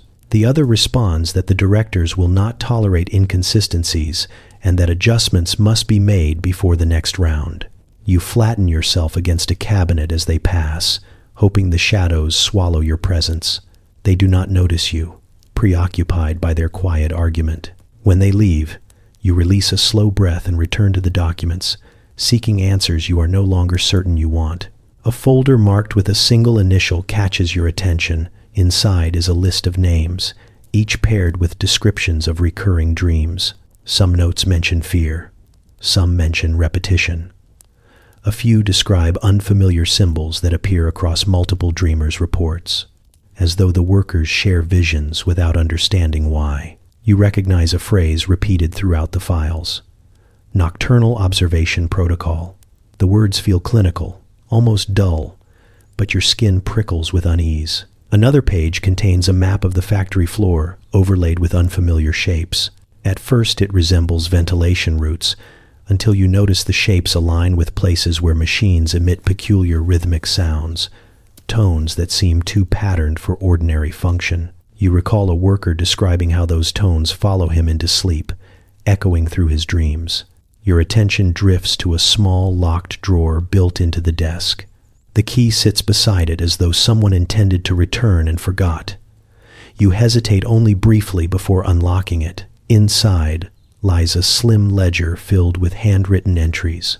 The ink grows darker and more frantic with each page. The writer confesses suspicion that the machines are not merely recording dreams but influencing them, nudging subconscious thoughts towards certain shapes, certain patterns, certain obedience. The final entry states simply, "They know I am aware." A cold breath of air sweeps across the room, though the windows remain shut. You close the ledger with trembling hands and place it back exactly as you found it.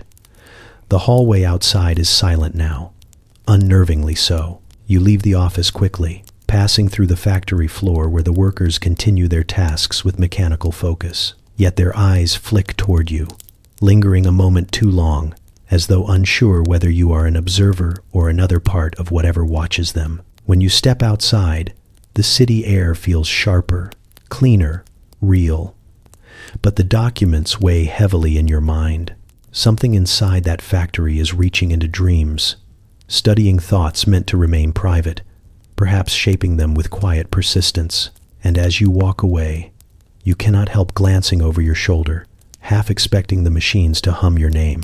You arrive in the northern villages after a long, rattling carriage ride through moors that seem determined to discourage visitors. The landscape stretches in muted greens and grays, punctuated only by the occasional stone wall or flock of sheep that watches you with the judgmental intensity of retired school teachers. The air feels different here, thinner at first, then strangely charged, as though the sky is full of anticipation. The villagers meet you with polite curiosity, tinged with a quiet urgency, as if they have been waiting for someone foolish enough to investigate the lights. They guide you toward the edge of the settlement, where the fields slope into a shallow valley. The houses thin out, replaced by weathered trees and patches of heather trembling in the wind. A farmer with lines etched deep into his face points toward the valley and tells you the lights appear without warning. Sometimes they hover low to the ground like lanterns carried by invisible hands. Other times they streak across the sky with the speed of a startled bird. But the detail that unsettles you most is the one every villager confirms. The lights respond when spoken to. You try not to reveal how little you believe this, though skepticism seems pointless in a place where the wind itself feels aware of your presence. As dusk settles, the villagers gather on a ridge overlooking the valley. Lanterns glow dimly at their feet, though no one dares lift one. A hush falls over the group, a silence shaped not by fear but by familiarity, like people waiting for an old acquaintance who keeps inconvenient hours. At first, nothing happens. The valley grows darker, the sky deepening into twilight. Then a faint glimmer appears in the distance, a single pale spark hovering above the ground. It brightens gradually, pulsing through shades of silver and soft gold. Beside you, a woman nudges your arm and whispers that the lights always begin this way, as if warming up or testing the air. 3 more glimmers appear, rising slowly until they form a loose cluster that drifts across the valley. They move with uncanny precision, neither swaying like lantern flames nor darting like fireflies. They float, they wait. The villagers watch with calm reverence, leaving the speaking to you. One of them explains softly that the lights prefer new voices. You feel ridiculous addressing something that has no shape, no face, no business listening. Still, you clear your throat and call out a single word, "Hello." The nearest light brightens immediately, a flash quick as a heartbeat. The villagers murmur approval. Encouraged, you ask another question. "What are you?" The lights shift positions, forming a loose arc as though conferring. One dips low, then rises again, tracing a small circle in the air. You tell yourself it is coincidence, though coincidence loses credibility after several repetitions. You ask if it understands you. All 4 lights pulse at once. The reaction sends a shiver through you. You search for tricksters, hidden lantern bearers, anything logical, but the valley remains empty. The lights glide upward, spiraling like dancers, creating patterns too deliberate to dismiss as random. Their motions become more synchronized each time you speak, as if learning your voice or adjusting their behavior to match your questions. A villager beside you steps forward and calls out in a thick northern accent, asking the lights whether they plan to return tomorrow. One light flickers 3 times. The villagers nod knowingly, as if this answer aligns perfectly with some unspoken schedule. Another villager calls a gentle greeting in a different dialect, and the lights respond with slow arcs across the valley floor. You realize this is not a spectacle they observe with fear. It is a conversation they have grown accustomed to.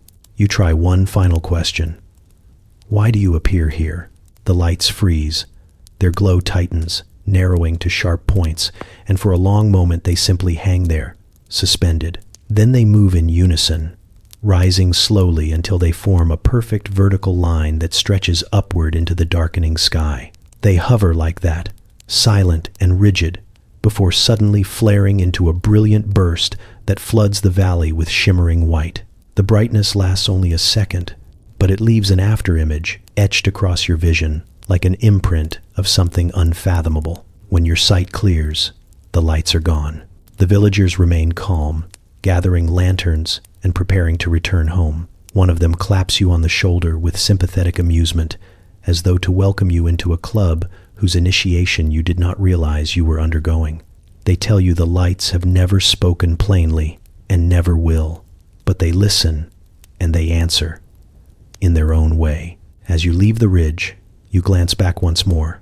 The valley looks perfectly ordinary again, but the hair on your arm still lifts with leftover electricity. You cannot shake the sense that the lights were not just reacting, they were studying.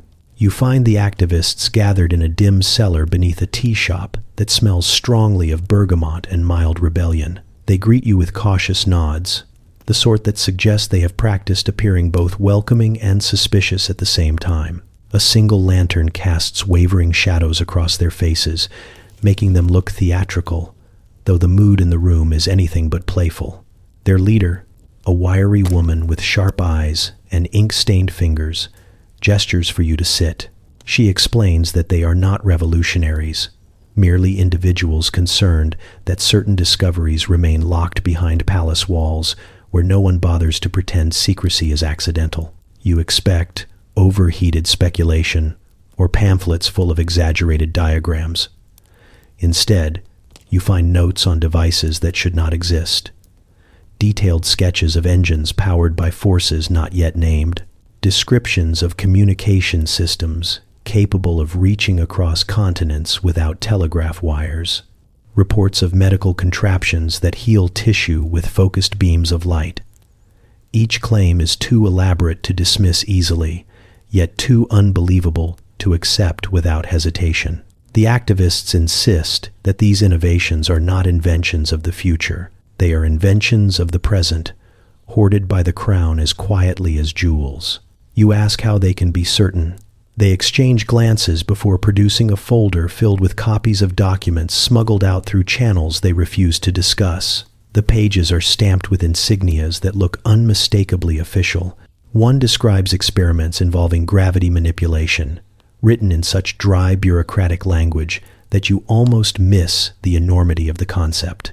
Another outlines a device capable of recording sound with a level of clarity that would shame the finest phonograph. The activists speak in urgent, hushed tones about trials conducted late at night beneath royal estates, lit only by the glow of machines no one has ever seen in public. A young man with trembling hands admits he once worked as an assistant to a palace engineer. He describes a chamber filled with glass tubes that pulsed with soft blue light, each one connected to a machine that hummed with unsettling harmony. He saw metal levitate above the device's surface, defying the weight that should have pulled it down. When he reported his observations, he was told to forget what he witnessed and reassigned to polishing doorknobs for the remainder of his employment. His voice breaks slightly as he recounts the memory, as though the machine's soft glow still lingers behind his eyes. The room grows tenser as the leader reveals their most troubling discovery. Rumors claim the monarchy is not merely hiding breakthroughs, but directing the empire according to them. Technologies capable of predicting population behavior, influencing public mood, even nudging economic trends through subtle environmental adjustments. You pause, thinking back to the coded weather reports and the strange experiments in factories and gardens. The pattern feels unnervingly coherent. You begin to understand why the activists seem more frightened than furious. They lead you to a second chamber, even smaller than the first. In the center sits a crate covered with burlap. When they pull back the fabric, you see a device no larger than a pocket watch. Its metal surface seems almost warm, and intricate gears inside rotate in silent, fluid motion. The activists explain it was recovered from a courier who vanished the following day. According to their research, the device can store spoken words and play them back perfectly. You stare, unable to look away from the tiny spinning gears. It resembles a miracle pretending to be modest. The leader lifts the device and whispers into it. A second later, her voice repeats from within the mechanism, flawless and eerie, as though the watch itself remembers her. The activists watch your reaction closely, hoping you will understand the implications. If this is merely one fragment of what has slipped through the monarchy's grasp, what else remains hidden? You ask whether they plan to reveal these technologies to the public. Their answer is a hesitant chorus of yes and no. They fear releasing inventions without understanding them could cause chaos. They fear even more what will happen if such discoveries remain controlled by a single family whose decisions shape the entire empire. The leader admits that they are torn between exposing the truth and protecting the world from knowledge it might not yet be ready to wield. As you leave the cellar, the activists fade back into the shadows, their quiet arguments resuming as if pulled along by invisible tension. You climb the stairs and emerge into the night, the city humming with ordinary life that suddenly feels artificial. Lanterns glow softly along the streets, but the memory of that pocket watch still echoes in your mind, whispering in a voice that is not its own. You walk through London with a growing sense that the monarchy is not merely guarding secrets, it is shaping the future in ways no one else is allowed to see. You enter the small photography studio, expecting the usual clutter of plates, chemicals, and portraits of families pretending they enjoy standing still for 10 minutes. Instead, you find an arrangement so precise it borders on ritual. Tripods stand in rigid rows. Lenses gleam under lamplight like polished eyes. The smell of developing fluid hangs in the air, sharp and medicinal, masking something subtler beneath it, something that prickles faintly at the back of your throat. The photographer greets you with a smile that barely moves his face, the smile of a man who has been instructed never to reveal what he knows. You came because of the accusations, whispered behind pub doors and muttered by people who look over their shoulders far too often. Rumors claim the secret police have begun experimenting with photography not to document crime scenes, but to read emotions. Supposedly, they believe that the faint distortions and light patterns around a person in a photograph reveal their truth, the way cracks in porcelain expose what lies beneath. You expected nonsense, the kind of paranoia that thrives in London's fog-soaked alleys. But when the photographer invites you to the back room, a quiet dread settles over your shoulders, heavier than your coat. The room is dim, illuminated by a single red lamp that casts every object in eerie glow. At first, you notice only the usual equipment, tins of chemicals, stacks of glass plates drying on racks. Then you see the wall. Dozens of photographs line it, arranged in meticulous grids.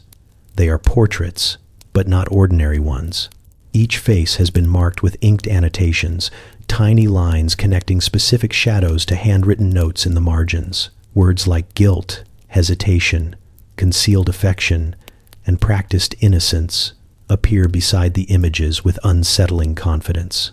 You step closer, studying a portrait of a man who looks perfectly calm, yet the notes beside him insist otherwise. Uneven shadow around left eye, mouth tension, forehead strain, likely withholding information. You swallow hard, realizing each photograph has been dissected with surgical precision, as though the emotions of the subjects have been pinned open like specimens.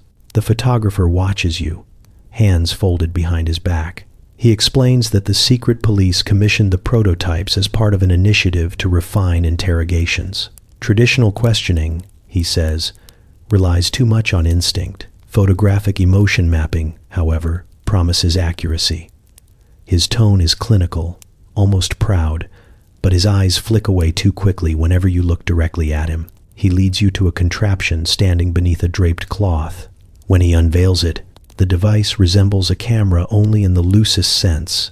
The lens is bulbous and dark, like the eye of a deep-sea creature. Copper wires coil around its frame, disappearing into a wooden box fitted with ticking gears.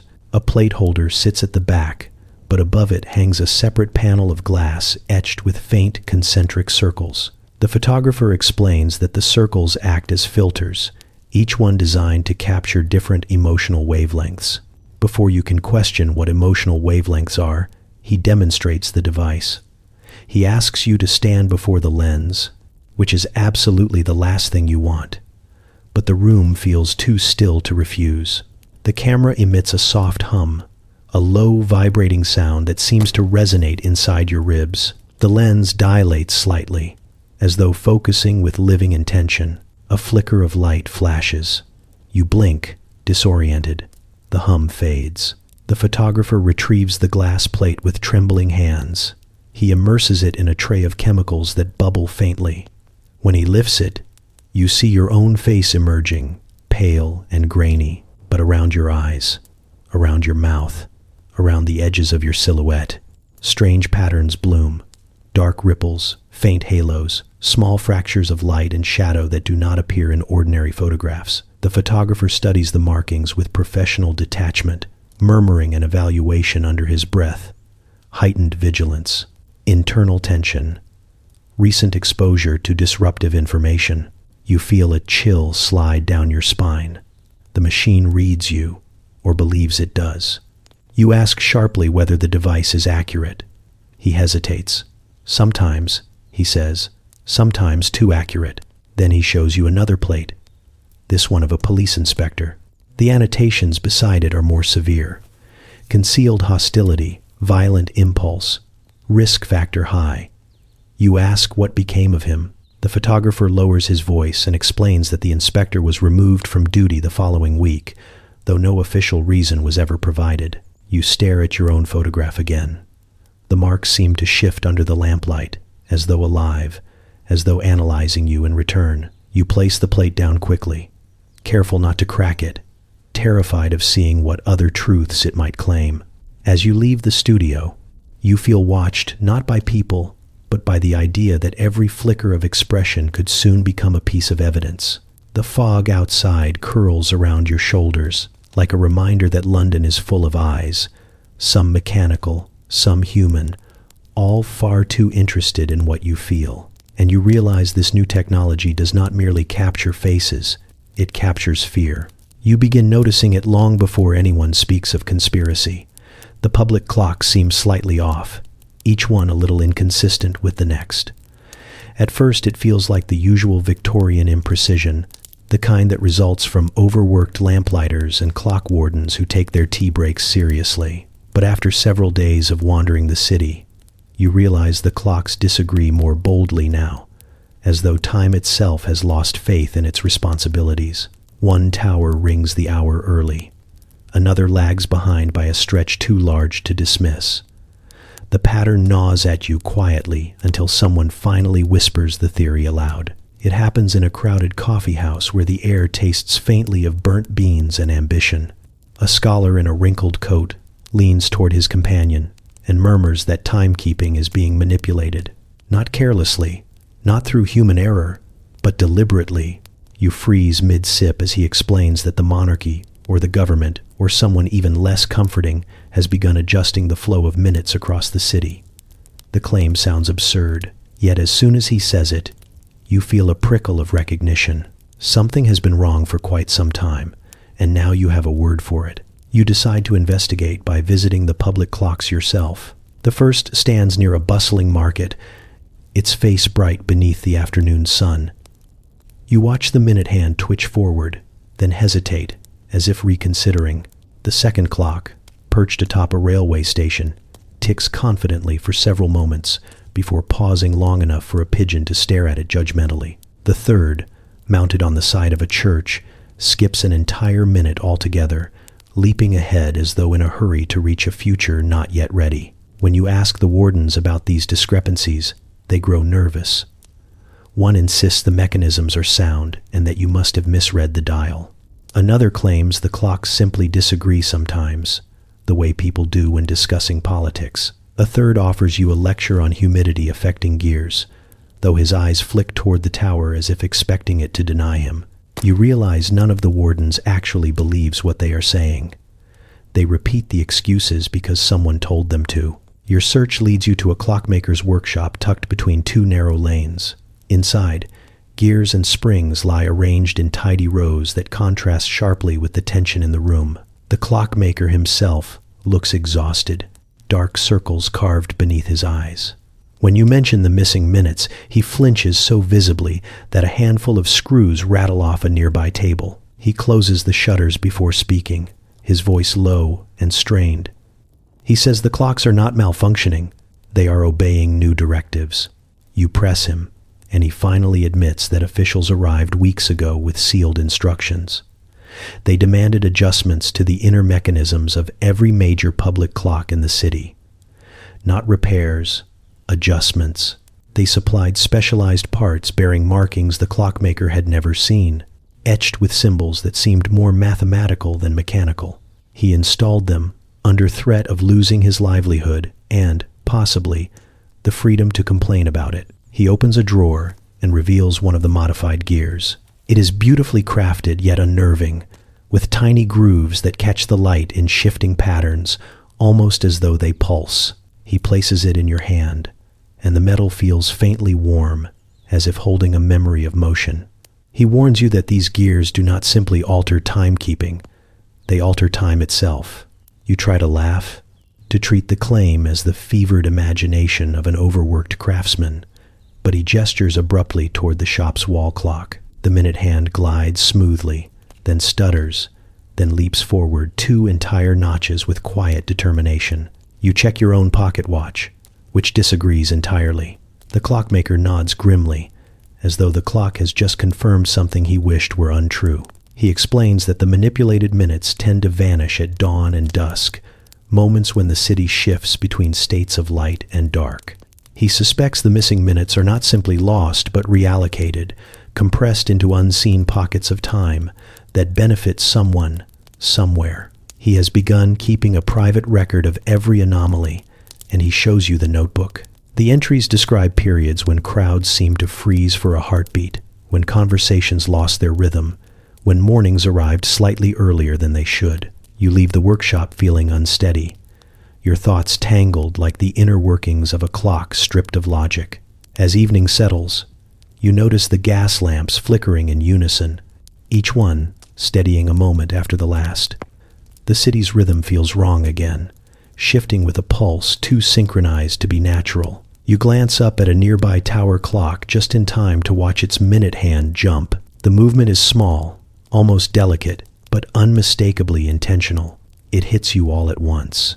Time is not merely passing, it is being arranged. You slip into the library during a rainstorm, the kind that turns London's streets into reflective sheets of gray and encourages even the most disciplined scholars to abandon their reading rooms for warm hearths. The librarian gives you a polite nod, but there is a flicker of unease in her eyes when you ask for access to the restricted archives. She hesitates, weighing protocol against something else entirely, then unlocks a narrow door behind the main desk and gestures for you to follow. Her keyring jingles softly, a metallic whisper in the dim corridor. The restricted wing smells of dust, ink, and quiet disapproval. Shelves rise to the ceiling, packed with leather-bound volumes whose spines bear titles either cryptic or aggressively vague. The librarian explains that these texts are kept separate not because they are dangerous, but because they are misunderstood. Her tone suggests she does not believe her own explanation. She hands you a lantern and retreats, closing the door with a finality that sends a small shiver through you. You wander between towering shelves, lantern light pooling over books, stamped with symbols that resemble constellations, equations, and occasionally something that looks unsettlingly like a warning. When you pull the first volume free, its weight surprises you. The cover feels warm, though the aisle is cold. You open it to find diagrams of machines built from impossible angles, each annotated with terms Victorian science has not yet invented. Words like resonance field, etheric transfer, and harmonic ignition appear in flowing script. You frown, tracing the sketches. One illustration shows a device that pulls energy from the air without fuel, powering a series of gears that spin endlessly without diminishing. Another describes a beam of concentrated force strong enough to slice metal cleanly, drawn generations before anyone should conceive such possibilities. You close the book quickly, heart thudding. It feels less like reading a scientific proposal and more like glimpsing something humanity was not meant to understand so early. You move on, drawn by equal parts curiosity and dread. Another text contains accounts from explorers who claim to have encountered phenomena capable of illuminating entire caverns without flame. They describe plants glowing with internal radiance, stones humming with quiet power, and water generating sparks when stirred.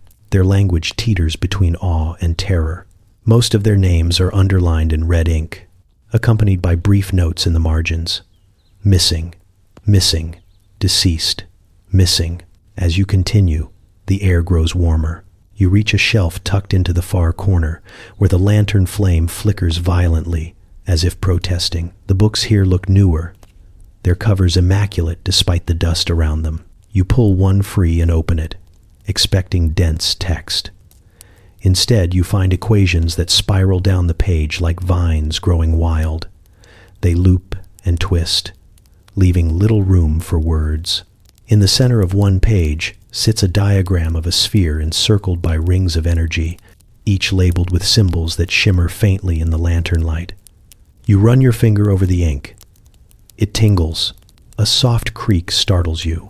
The librarian stands at the end of the aisle, watching with an expression that contains far too many emotions for comfort.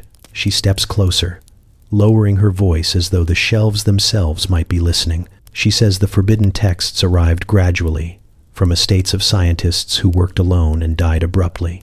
No one knows where they learned these theories. Many feared publishing them.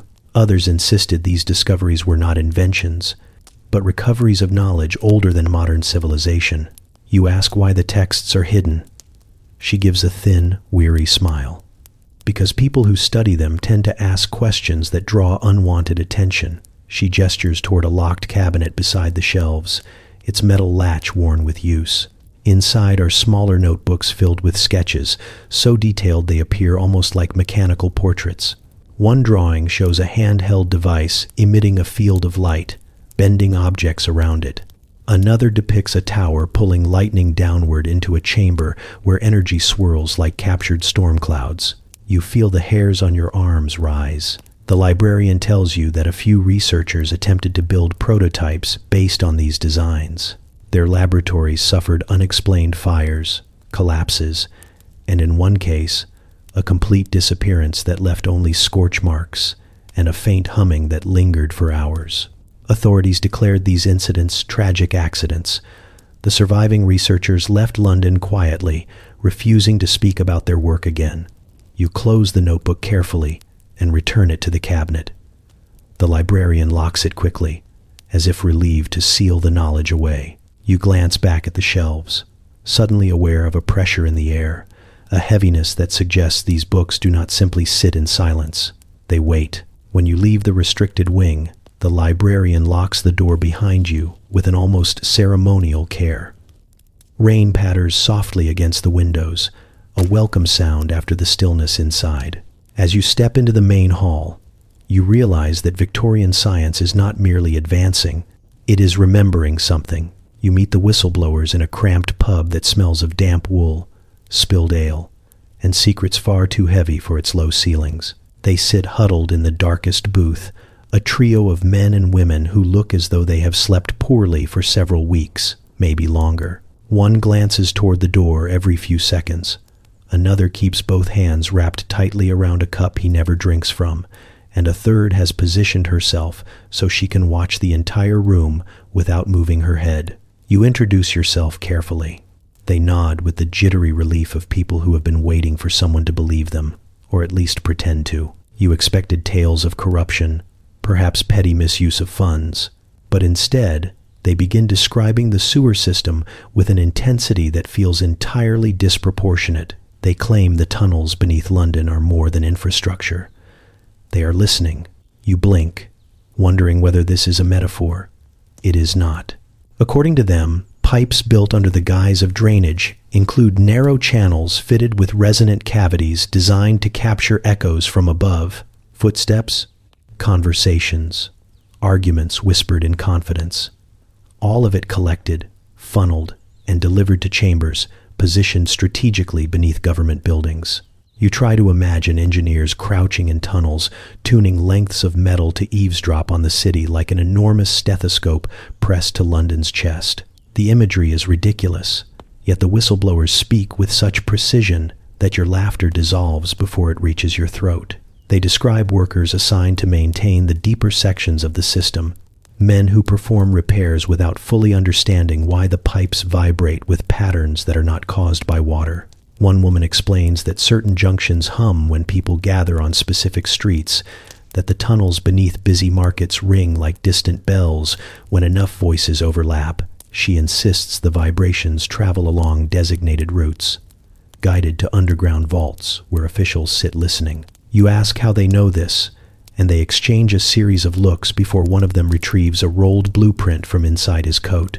The parchment is stained, torn at the edges, and marked with symbols far more deliberate than any sewage plan should require. He lays it flat on the table between half-empty glasses. At first glance, it looks like a normal map of conduits and tunnels. Then he taps a section labeled with innocuous notations. When you lean in, you notice small circles drawn along the pipes, evenly spaced like beads on a string. Each circle contains measurements related not to flow rate, but to sound resonance. The woman points at another set of symbols. She explains that the circles function as acoustic amplifiers, capable of magnifying faint noises into intelligible recordings. When officials learned about this quirk of pipe design, They allegedly began expanding it. The whistleblowers claim that teams were hired under false titles to install additional resonant units. Some units are said to be sensitive enough to detect murmurs through floorboards. Some are rumored to capture vibrations from glass windows. They tell you that people have been dismissed from their jobs after private conversations led to suspiciously timed accusations. You study the blueprint again, feeling the unsettling shift between disbelief and understanding that has become so familiar in your investigation. A series of lines converge beneath a central chamber. It is marked only with a single word: archive. You do not like the implications of a place where voices funnel into silence.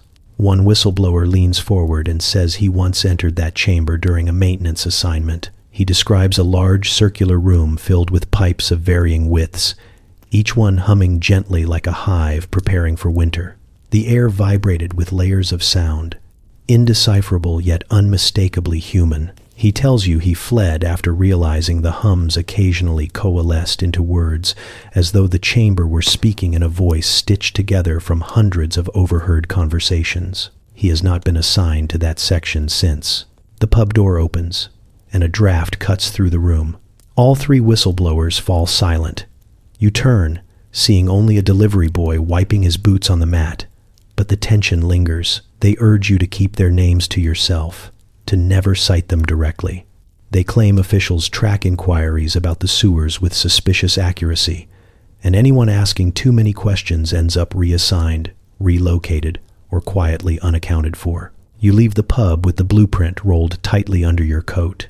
The rain has eased, but the streets glisten with a sheen that reflects lamplight like liquid fire. As you walk, you hear the faint trickle of water beneath the pavement, the quiet gurgle of runoff snaking through pipes just below your feet.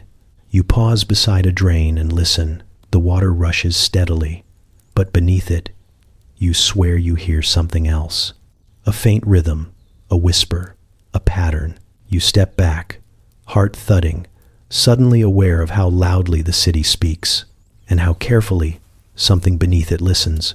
You first hear the rumors from an archivist who speaks in a tone usually reserved for scandalous confessions or especially strong cheese. He tells you that the churches of London hide coded messages in their stonework, and that these messages belong not to scripture but to something far older and far more deliberate. You expect the usual melodrama that accompanies architectural theories, the kind where someone misreads a decorative flourish and decides it is evidence of a secret society. Yet the archivist's hands shake slightly as he rolls out a parchment of sketches, and you sense that this will not be one of those harmless eccentricities London collects like souvenirs. You visit the first church on a gray morning when the city feels half assembled, wrapped in mist and muffled bells.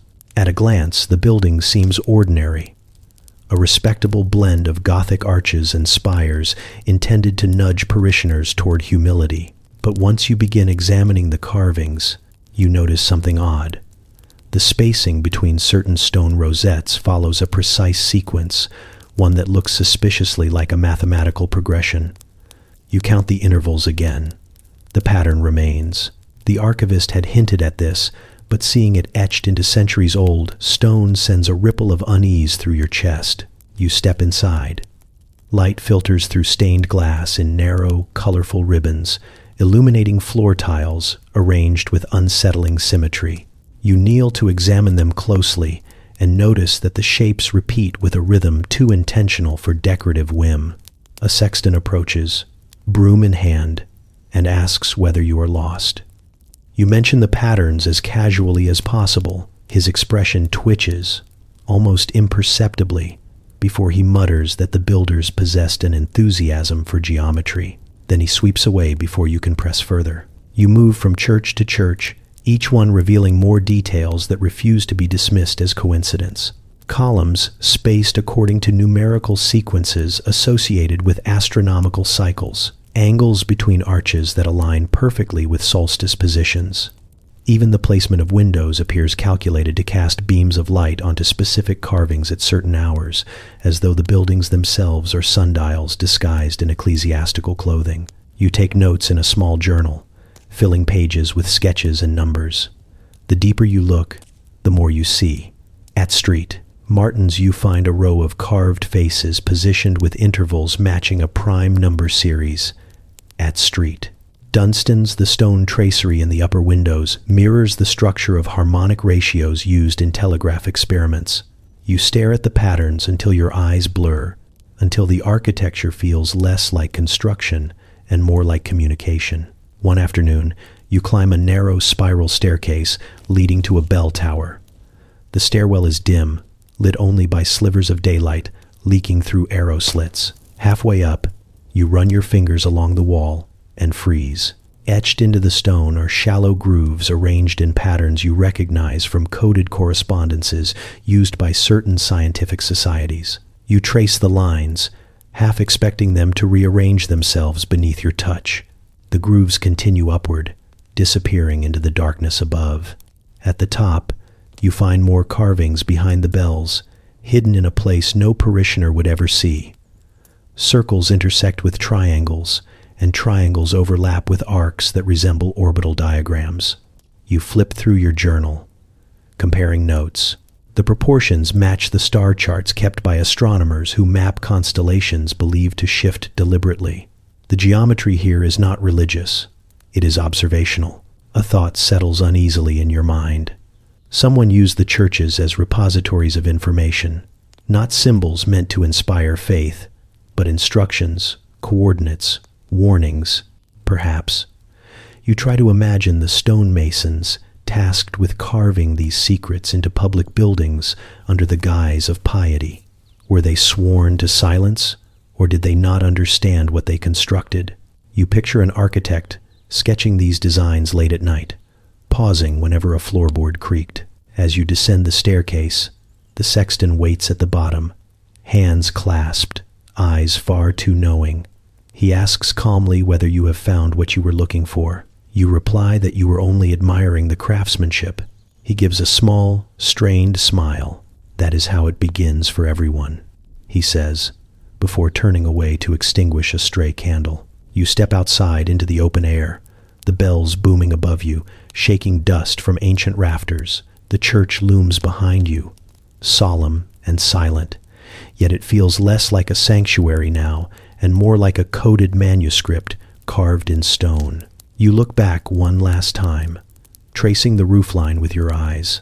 Every angle, every notch, every embellishment suddenly feels intentional. You cannot shake the realization growing inside you, heavy and certain. The architecture is not decoration. It is information, perfectly hidden in plain sight. You arrive in the district at the peak of the latest public panic, the kind London embraces with suspicious enthusiasm. This time the hysteria concerns wallpaper. Specifically, wallpaper dyes rumored to contain arsenic. You expect exaggerated headlines, shopkeepers wringing their hands, and physicians making dramatic pronouncements for the price of a pint. Instead, you find something quieter and far more unsettling. People lower their voices when discussing their walls. Families open windows even in the biting cold. Children avoid touching the decorative patterns meant to brighten their rooms. The fear feels too earnest to dismiss. You step into a wallpaper shop whose window displays blossoms in cheerful shades of green that now feel vaguely threatening. The owner greets you with a strained smile, insisting his products are perfectly safe, provided customers do not lick them or sleep directly pressed against them, which is a comfort to absolutely no one. As he speaks, he keeps glancing at the door to the back room, as though expecting someone to burst through and contradict him. You browse the rolls of paper, noticing how many include that vibrant, almost glowing shade of green known to be fashionable. It is beautiful. It is also the color at the heart of every whispered warning. You ask the shopkeeper whether the rumors hold any truth. His face tightens, and he assures you that arsenic levels in the dyes are entirely negligible, practically imaginary, barely worth mentioning. Then he adds, almost as an afterthought, that he recently lost a delivery boy to a sudden illness. He claims it was unrelated, but his voice falters in a way that makes you doubt his conviction. When he excuses himself, you drift toward the back, where you hear hushed conversation. You find two workers measuring long sheets of patterned paper. Their hands are stained faintly green, and they wear cloths tied around their mouths. One complains of headaches that will not fade, while the other mutters about inspectors who confiscated entire shipments without explanation. When they notice you, they go silent, staring with the weary defiance of people who know too much and are tired of pretending otherwise. Your next visit takes you to a doctor rumored to treat victims of wallpaper exposure. His clinic smells of bitter tonics and unease. He reluctantly shows you his notes, each page filled with cases of persistent coughing, dizziness, and mysterious skin rashes. He speaks clinically, yet the tremor in his voice betrays him. He tells you that symptoms worsen in rooms decorated with the popular green dyes, especially those found in parlors where families gather and argue passionately. He adds that scraping samples from the walls often releases dust potent enough to make him nauseous. You ask whether the authorities are aware. He gives a hollow laugh and closes his notebook. They are aware, he says, and they have issued instructions to downplay the issue. Panic must be prevented. Public confidence must be maintained. Trade agreements must be protected. It seems there is nothing like a little poison to rally the economy. Still uncertain, you decide to gather first-hand evidence.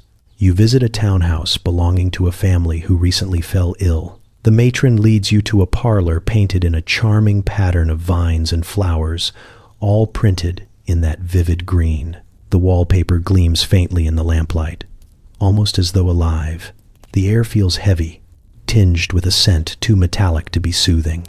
As you run your fingers lightly over the surface, a fine powder coats your skin. You hold your breath as you lift your hand, watching tiny particles shimmer in the dim light. The matron warns you not to touch your face. She speaks from experience. When you step outside, your lungs feel lighter, as though you have escaped something invisible pressing against your ribs. You hurry to a chemist who conducts tests using a small flame that turns a telltale color at the presence of arsenic. When he touches the wallpaper sample to the test, the flame flares in unmistakable confirmation. He watches the reaction with a grim resignation, explaining that manufacturers have known for years, yet continue producing the dyes. They argue that the danger only emerges under certain conditions no one seems willing to define. You ask why no one has acted decisively. The chemist sighs and says that the public prefers beauty to safety, that officials prefer denial to scandal, and that dye producers prefer profit to everything. Then he quietly pockets the sample, burning it in a metal dish until nothing remains but ash. As you walk home, you see homes glowing warmly with lamplight behind delicate curtains. You imagine the walls inside, vibrant and deadly, shedding toxic dust with every shift of air. You think of the shopkeeper's trembling voice, the doctor's hesitant words, the chemist's resigned flame, and you realize the panic was never exaggerated. It was the only reasonable response to a truth no one wanted to admit. The estate sits at the far end of a long gravel road flanked by trees that seem to lean in conspiratorially, their branches arching overhead like a warning. The place looks abandoned from a distance, windows dark, chimneys cold.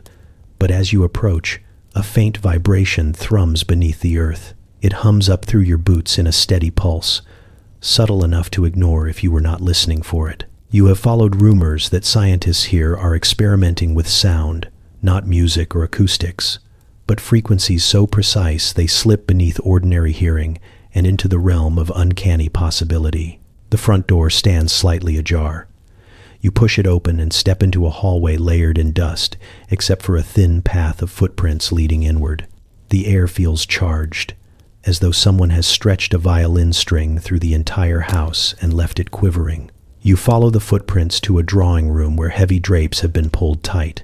Papers litter the floor, covered in sketches of waveforms that loop and spiral beyond any recognizable pattern. Handwritten notes spill into the margins, mixing mathematical equations with frantic observations. You pick up a page and read the first line. Vibrations extend beyond expected thresholds. Unclear origin. Unclear consequence. A low tone rumbles through the floorboards. You freeze, unsure whether the sound is real or imagined. The vibration intensifies for a moment, then fades, leaving behind a sinking stillness. Curiosity outweighs caution, and you venture deeper into the estate. You find a staircase leading down to a basement illuminated by dim lanterns that flicker with unnerving rhythm. As you descend, the temperature shifts, growing warmer in pockets and cooler in others, as if the air is moving to a pattern known only to the house. The basement is enormous, far larger than the estate suggests from above. At its center stands a circular machine constructed of metal tubes and resonant plates. Wires stretch outward in delicate arcs, connecting to smaller devices arranged like attendants around a throne. A phonograph sits on a table nearby, its horn pointed toward the machine's core. You press a hand to the metal, expecting cold, but instead feel a faint heat pulsing steadily beneath your palm. A figure emerges from behind the machine, coat dusted with powder and hair in complete disarray. The scientist looks at you with a mixture of relief and exhaustion, as though visitors are rare but not unwelcome. He explains that his work involves frequencies beyond the human range, tones capable of affecting matter itself. He speaks quickly, hands trembling with the energy of someone who has not slept properly in weeks. He gestures toward a glass cylinder perched on a nearby stand, inside which a small piece of metal floats, suspended in midair. No magnets, no wires, just sound holding it aloft. You step closer, watching the metal tremble slightly despite the stillness of the room. The scientist taps a tuning fork against the table. The tone is barely audible, yet the floating metal rises higher, spinning lazily in the air. He taps a different fork, this one producing a pitch you feel more than hear. The metal descends, settling gently against the bottom of the cylinder. You stare, unsure whether to marvel or run. The scientist admits he does not fully understand why these frequencies produce such effects. He claims the tones resonate with matter in ways no previous theory accounts for. He suspects that certain frequencies might influence water, metal, even thought if directed properly. His notes mention strange side effects: lamps flickering without fuel, floorboards bending as though reluctant to support weight, and moments when he felt observed by something not physically present. As he speaks, a deep frequency rolls through the basement, so low it rattles your teeth. The machine awakens, plates vibrating, wires trembling like living nerves. The metal cylinder glows faintly. You step back instinctively, watching as dust lifts from the floor in swirling currents. The air feels distorted, thickened at the edges, as if sound is shaping it into something almost tangible. The scientist hurries to shut off the device, spinning dials and pulling levers with frantic expertise. Slowly, the vibration fades, the air settles, and gravity reasserts its authority. He wipes sweat from his brow, muttering that the machine has begun responding to frequencies he did not program. It is learning, he says, though whether that is possibility or threat he refuses to answer. You climb the stairs with your pulse still fluttering in your throat. The house feels different now, each creak and whisper of wind carrying potential meaning. Outside, the trees stand unmoving, yet the air holds a faint hum that prickles against your skin. You walk away from the estate, feeling as though the sound has followed you, lingering behind your ears like a question that will not stop asking itself. And you wonder whether the machine was merely responding or whether it was calling out. You hear the story first at a dinner party where the guests are far more interested in gossip than the roast. A baronet leans toward you with the delighted malice of someone who lives for inconvenience.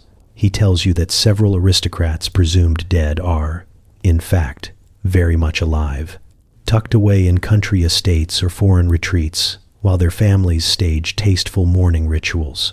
You laugh politely until he adds that their deaths were faked for scientific reasons, which is not a sentence you expect from a man wearing silk gloves indoors. He insists the truth lies in letters recently uncovered, letters that were never meant to see daylight. Curiosity pulls you to an old townhouse owned by a widow whose calm demeanor suggests she has endured more than her share of aristocratic nonsense. She leads you to an attic furnished with the soft dust of a century and a trunk secured by a clasp that looks older than most family lineages. Inside, you find stacks of correspondence tied with faded ribbon. The handwriting varies from extravagant flourishes to the scratchy scrawl of minds racing too quickly for their own quills. You unfold the first letter and feel the air tighten around you. The writer, reported to have died of a mysterious fever, describes conducting experiments that pushed beyond the acceptable boundaries of Victorian science. He mentions rival researchers attempting to sabotage his work, slipping false formulas into his notes and sending anonymous warnings that reek of threat. His solution was elegant in a deranged sort of way: fake his own death, vanish into obscurity, and continue his experiments under an assumed identity. You turn the page, half expecting to find apologies to his family.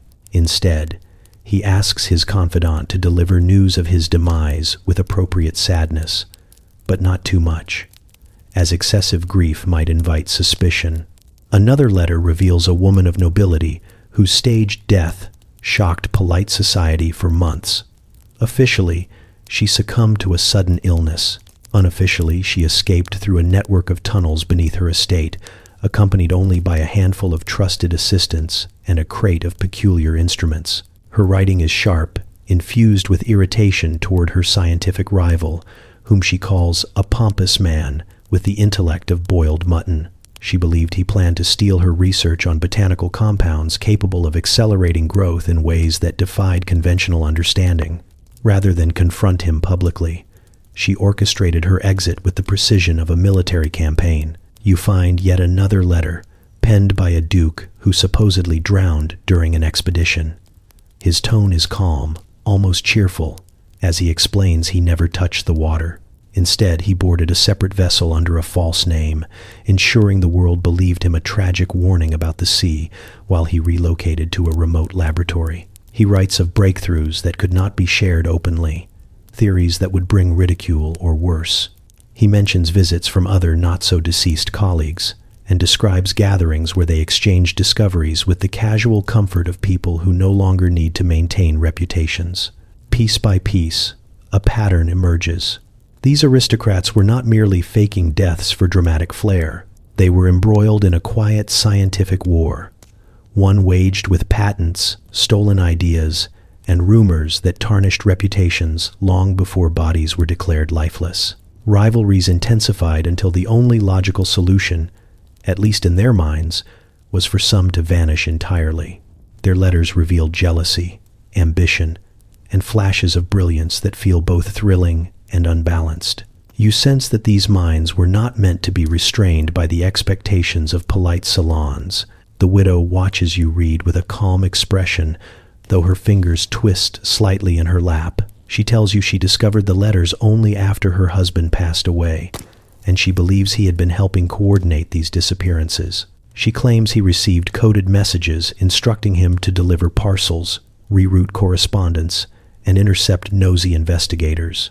When you ask why he agreed, she says he believed in their work, in their vision of a future shaped by discovery rather than scandal. You sit back on the dusty floorboards, letters scattered around you like pieces of a puzzle you are hesitant to complete. The stories stretch beyond eccentricity into something far stranger, a hidden network of brilliant individuals who chose shadows over scrutiny.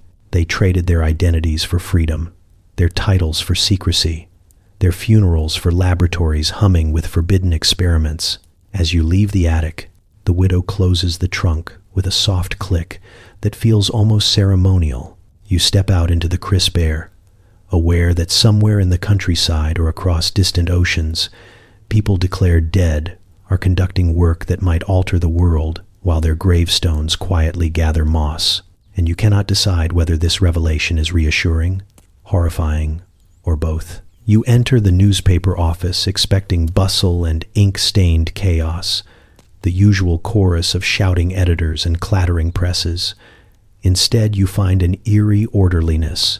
Desks sit arranged with almost mathematical symmetry, stacks of papers aligned with unnatural precision, and journalists work in silence, broken only by the scratch of quills gliding across columns destined to shape public opinion. The editor-in-chief looks up briefly, offers a tight smile, and returns to marking red circles on a page with the deliberation of a surgeon choosing where to cut. Something feels off, as though the air itself has been edited. You came because whispers ripple through London like a draft through old floorboards. Accusations claim the newspapers coordinate scandals, timing them with uncanny precision to steer elections, sink careers, or mysteriously resurrect public sympathies. It sounds like conspiracy bred from political exhaustion, yet the more you heard, the more the details aligned. Too many stories breaking on the same day. Too many rivals receiving the same ruinous headline. Too many anonymous sources speaking in identical phrasing. A junior reporter takes pity on your confusion and motions for you to follow him to the back of the building. He leads you down a narrow staircase into an archive room that smells of dust and ink and secrets pressed flat for storage. Shelves tower above you, packed with bundles of old newspapers tied with twine. He hands you a stack dated several years back and tells you to compare the dates of the scandals with parliamentary voting schedules. You flip through the papers and feel a chill. A minister exposed for financial misconduct the morning of a crucial budget vote. A scandal involving foreign correspondence erupting precisely one day before a contested trade debate. A smear against an independent candidate printed 2 hours before polls opened, just late enough to evade rebuttal. The pattern sharpens with each page, as though the ink itself is whispering truths no one intended you to notice. The reporter watches your expression and nods grimly. He confesses that articles do not always originate from the newsrooms. Some arrive sealed in envelopes delivered by couriers whose names are never given. Editors receive them with a blend of dread and resignation, reading them with the air of men forced to swallow medicine too bitter to refuse. He says that whenever one of these envelopes arrives, the press floor goes quiet. Within hours, a new scandal appears in print, its timing too perfect to be coincidence. You examine the envelopes he shows you from a locked drawer. They are unmarked except for a small printed symbol, a geometric flourish that resembles an abstract key. Inside are meticulously typed sheets containing exact phrases, precise quotes, and accusations backed by just enough evidence to appear credible. They read less like news and more like scripts meant to be performed on a national stage. In a corner of the archive, you discover a ledger that should not exist. Its pages list election dates beside headlines published that same week. Beside certain entries, brief notes appear in a clipped, mechanical hand. Confirmed, timely, redirected focus, manufactured urgency. The ledger tracks public sentiment with cold, statistical precision, as though the editors are less interested in informing the populace than steering it gently toward predetermined conclusions. The reporter explains that a handful of powerful figures meet in private parlors to decide which scandals will erupt and when. They gather information for months, waiting until it can be deployed with surgical effect. If a rival gains momentum, they release something sharp enough to cut. If an ally falters, they supply a fresh outrage to distract the public. They weaponize attention. They manipulate outrage like a conductor guiding a symphony. You ask whether the journalists themselves know. He shakes his head. Most believe they are chasing stories independently, unaware their leads were planted like breadcrumbs. They think they uncover truth when in reality they follow trails laid by individuals whose names never appear in print. You turn back to the ledger, flipping to the most recent entries. One page contains a blank space reserved for a scandal not yet deployed. Next to it sits a note in that same mechanical handwriting. Activation pending approval. You feel a weight in your chest. Somewhere, a decision has been made. Someone's reputation is already doomed. The ink drying before the public even knows whom to judge. You return upstairs, walking through the silent newsroom with new eyes. The journalists continue their work, unaware or unwilling to confront the mechanisms shaping their output. The editor glances at you once more, his expression revealing nothing yet somehow confirming everything. Outside, the street buzzes with evening chatter, unaware that tomorrow's outrage is already printed, folded, and ready to slide into the world like a match dropped into dry grass. And you realize the scandals do not merely report public life, they design it. You first hear about the photographs from a collector who speaks with the hushed reverence usually reserved for rare artifacts or scandalous diaries. He tells you there are images circulating in private circles that should not exist, Photographs, capturing political dealings decades before the technology, should have been refined enough to capture anything more than a blurry silhouette. You expect exaggeration, the kind that accompanies antique trading, but he shows you a glimpse of one image before quickly tucking it away, and the clarity freezes you in place.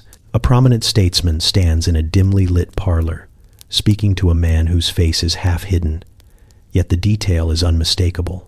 You recognize both. They should not be in the same room. History insists they were not. Curiosity drives you to a dim warehouse near the river, where the collector says more evidence waits in crates forgotten by time or deliberately ignored. The structure is quiet, filled with the smell of damp wood and salt carried in on the fog.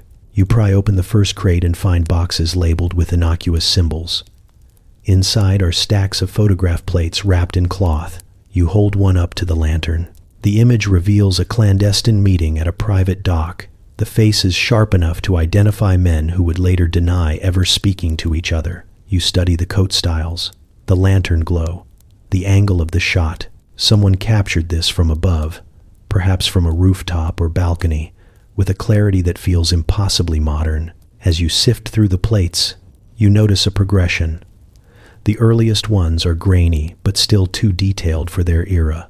Later plates show lighting techniques no known camera of the time could achieve. Shadows fall in ways suggesting controlled exposure. Subjects appear frozen mid-gesture with sharp precision, a feat Victorian cameras simply cannot perform without extensive posing. Yet no one stands still long enough for that.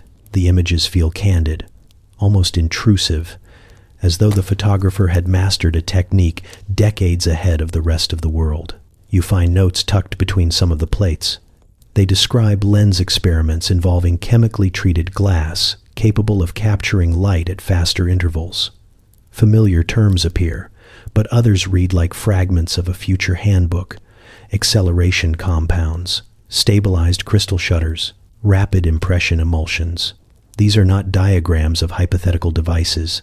They are instructions, written with confidence, as if the photographer built and refined these tools in secret. Further inside the warehouse, you uncover a trunk filled with smaller devices wrapped in oilcloth. When you disentangle the cloth, you reveal a camera unlike any Victorian model you have seen.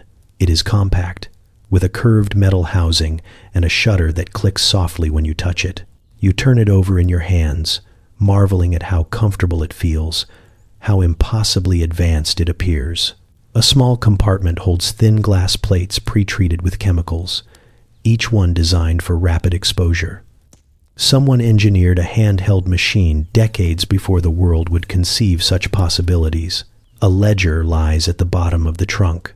You flip through its pages, discovering lists of political figures followed by dates and addresses. Each entry corresponds to a photograph you have already seen. Many contain additional notes: leverage secured, confirmation obtained, future alliances predicted. You realize these images were not taken for posterity. They were tools, weapons, currency in a hidden economy of influence. You pause at an especially unsettling page. It lists the date of a well-known scandal that altered the course of an entire election. Beneath it sits a photograph showing the key figure meeting privately with a supposed adversary. The scandal should have been spontaneous. Instead, the photograph suggests orchestration.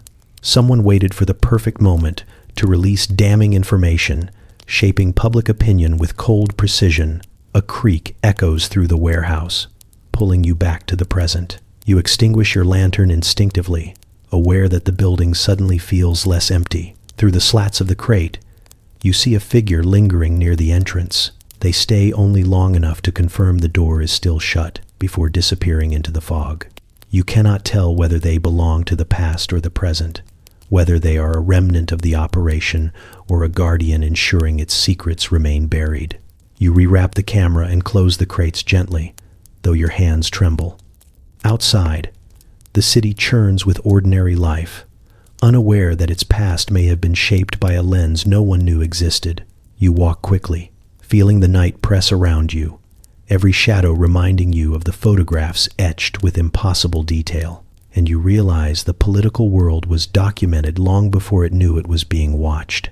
The closer you get to the outskirts of London, the thicker the air becomes, as though the fog has taken offense at your lungs and decided to occupy every available inch of space. Factories loom in the distance, their chimneys exhaling plumes that merge with the natural mist until you cannot tell where weather ends and industry begins. Workers move through the haze with the weary confidence of people who have memorized every pothole and railing by tactile familiarity alone. You came because whispers insist that certain factories are not merely polluting by accident.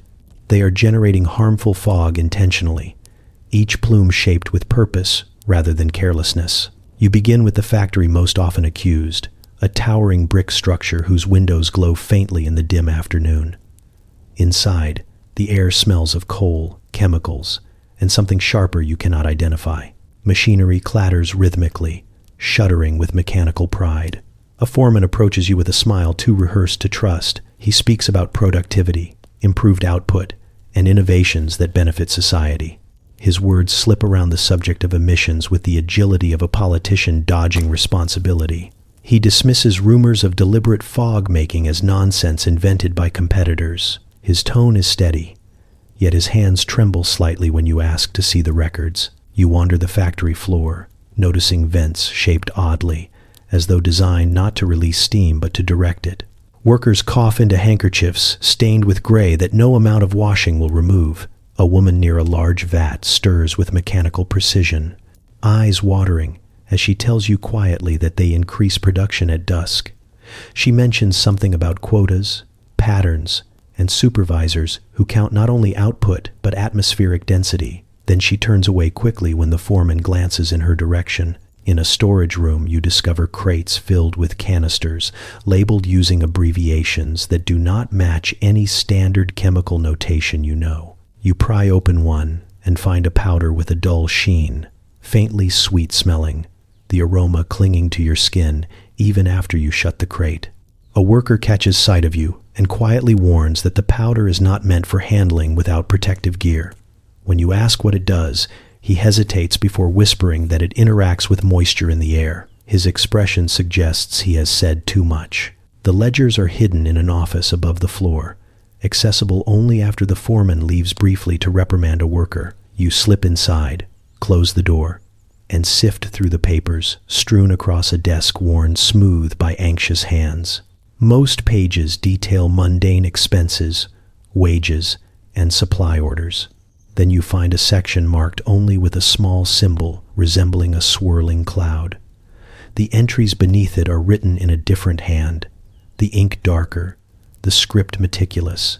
Each line documents fog output levels in exact measurements, alongside notations referencing neighborhoods, street conditions, and public responses. The ledger tracks how fog density affects movement, how certain districts slow to a crawl when visibility drops, how people avoid specific routes during high concentration nights. You turn the page and find more unsettling details. Notes on how thicker fog increases the likelihood of crowds dispersing, observations about reduced foot traffic outside political offices, comments on merchants losing customers during heavy smog events. Every notation is followed by the same phrase: impact acceptable. Another section describes contracts with unnamed clients requesting evening saturation events and strategic reduction of visibility in targeted districts. Payment amounts rise on days when political meetings are scheduled or when influential figures travel through the city. You stare at the ink, cold creeping through your veins. The motive is not sabotage for science, nor experimentation, nor negligence. It is control. Fog as a tool for shaping public behavior, masking movements, hindering gatherings, and crafting the city's mood like an artist dimming a lantern to change the scene. You hear footsteps in the hall. You close the ledger and slip it beneath your coat just as the foreman reappears. His smile seems thinner now, stretched too tight. He asks whether you found everything you needed. You respond with practiced neutrality, though your pulse drums against your ribs. He escorts you out with a gentleness that feels more like warning than courtesy. Outside, The fog has thickened. It curls around your ankles, wraps the street in a muffled hush, dulls the world into an indistinct blur. People hurry past you, heads down, unaware that this haze is not natural whim but orchestrated outcome. You breathe shallowly, tasting the faint sweetness of the powder lingering in the air. You walk away from the factory, ledgers pressing against your side like a heartbeat. You understand now. The fog is not merely a byproduct of progress. It is policy. You find the first clue wedged inside a notebook left behind at a midnight lecture about celestial navigation. It falls to the floor with a soft flutter, a slip of paper covered in neat constellations and strange markings that look less like astronomical notes and more like instructions disguised in starlight. You study the symbols, tracing lines between familiar clusters, until you notice that several stars have been circled in a pattern far too deliberate to ignore. When you turn the page over, you find an address written in careful ink. The handwriting suggests urgency. The choice of medium suggests secrecy. You decide to follow it because curiosity has been steering most of your evenings lately, and ignoring cosmically coded invitations now feels almost rude. The address leads to a greenhouse on the outskirts of the city, its glass panes fogged from within despite the cold evening. When you slip inside, warm air envelops you, heavy with the scent of soil and the faint hum of machinery hiding beneath ferns. A group of people stands gathered around a long table, their faces half lit by lanterns shielded with cloth to dim their glow. They glance at you, wary yet unsurprised, as though they expected a stranger but were not entirely sure which one. An older inventor with ink smudged on his collar greets you quietly. He taps the star chart in your hand, nodding with approval, and tells you that only those who decipher the code are welcome. You learn quickly that these individuals do not meet to exchange pleasantries. They share knowledge considered too dangerous, too unorthodox, or too advanced for public scrutiny. One reveals a device designed to store heat within metal, releasing it only when triggered by specific vibrations. Another unfurls blueprints of a machine that can distort sound so completely it leaves a room feeling hollow, as though silence itself has been stretched thin. They speak with the fervor of artists unveiling their masterpieces, each invention built in defiance of laws both scientific and political. The coded star charts serve as invitations, maps pointing to rotating meeting sites chosen to avoid detection. Each chart shifts its meaning depending on season and sky position, requiring constant vigilance to interpret correctly. You watch them lay several charts across the table, aligning certain constellations with city districts, overlaying symbols that act as keys. When the pieces fall into place, the map reveals a hidden location for their next gathering, a place tucked away between familiar streets, yet invisible to anyone who has not studied the sky with obsessive devotion. They explain that they began using coded star charts after one of their earliest meetings was raided by officials who claimed to be investigating patent theft. The group suspects the raid was less about theft and more about suppressing breakthroughs that threatened established industries. Since then, the stars have served as their guardians, their guideposts, their unspoken language. A young woman with burns across her fingers shows you an object that resembles a pocket watch, though its face is blank, except for a faintly glowing ring pulsing at irregular intervals. She tells you it responds to magnetic fluctuations, allowing its wearer to detect invisible disturbances in the environment. She discovered the design in an old text, refined it, and now tests prototypes during each meeting. Others lean forward, offering suggestions, debating improvements, scribbling notes that would make any respectable academic faint. One man, tall enough to bump the low-hanging lanterns, reveals sketches of an energy conduit capable of transferring power through metal rods buried beneath streets. He theorizes a future city lit entirely without need for fuel. Another member questions him sharply, pointing out risks of uncontrolled surges. Their argument grows animated, but underneath the tension lies unmistakable respect. They challenge each other not out of competition, but out of shared purpose. You listen, transfixed. The ideas feel impossibly advanced, as though you have stepped into an alternate timeline where innovation races ahead without waiting for public approval. And yet, every invention carries shadows with it. The pocket watch device interferes with compasses. The heat-storing metal glows faintly even when cool. The sound-distorting machine once caused a volunteer to lose his sense of balance for days. The group acknowledges these dangers openly, insisting they innovate not recklessly but realistically, fully aware that progress often walks hand in hand with consequence. As the meeting concludes, they extinguish the lanterns one by one, plunging the greenhouse into dim starlight leaking through the glass roof. The coded charts are folded and tucked away. Each inventor departs through different exits, scattering across the city like constellations breaking into separate stars. Before you leave, the older inventor presses a new chart into your hand. He tells you the sky will reveal the next meeting place soon, provided you know how to listen.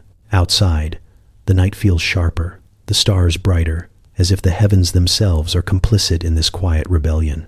You walk back toward London, with the folded chart warming in your pocket, wondering how many discoveries have been born in shadows, how many breakthroughs were hidden in plain sight, mapped not in books or laboratories, but written across the sky itself. You look up, tracing the constellations with new understanding. The stars are not merely distant lights, they are invitations. You do not intend to connect anything at first. You simply walk through London carrying fragments of strange encounters like loose threads trailing behind you, each one tugging at your thoughts. A séance parlor where officials attend ghost sessions, railway tunnels hiding movement beneath the trains, telegraph lines humming with signals too fast for mortal operators, factories producing fog with suspicious regularity, libraries guarding impossible devices, plants that pulse with awareness, lights in the northern valleys that bend to human voices. You try to file them separately, as any reasonable person would, but they refuse to stay apart. They drift toward one another with magnetic insistence, aligning themselves in ways you cannot unsee once the pattern emerges. It begins subtly. You notice that the weather-coded stock predictions discussed by aristocrats resemble the same kind of symbolic structuring found carved into church architecture, patterns disguised as innocence, signals dressed as decoration. Both systems rely on a public display, masking private instruction. Then you recall the star charts used by inventors to schedule forbidden meetings, charts built on geometric ratios that mirror the architectural sequences hidden in stained glass windows.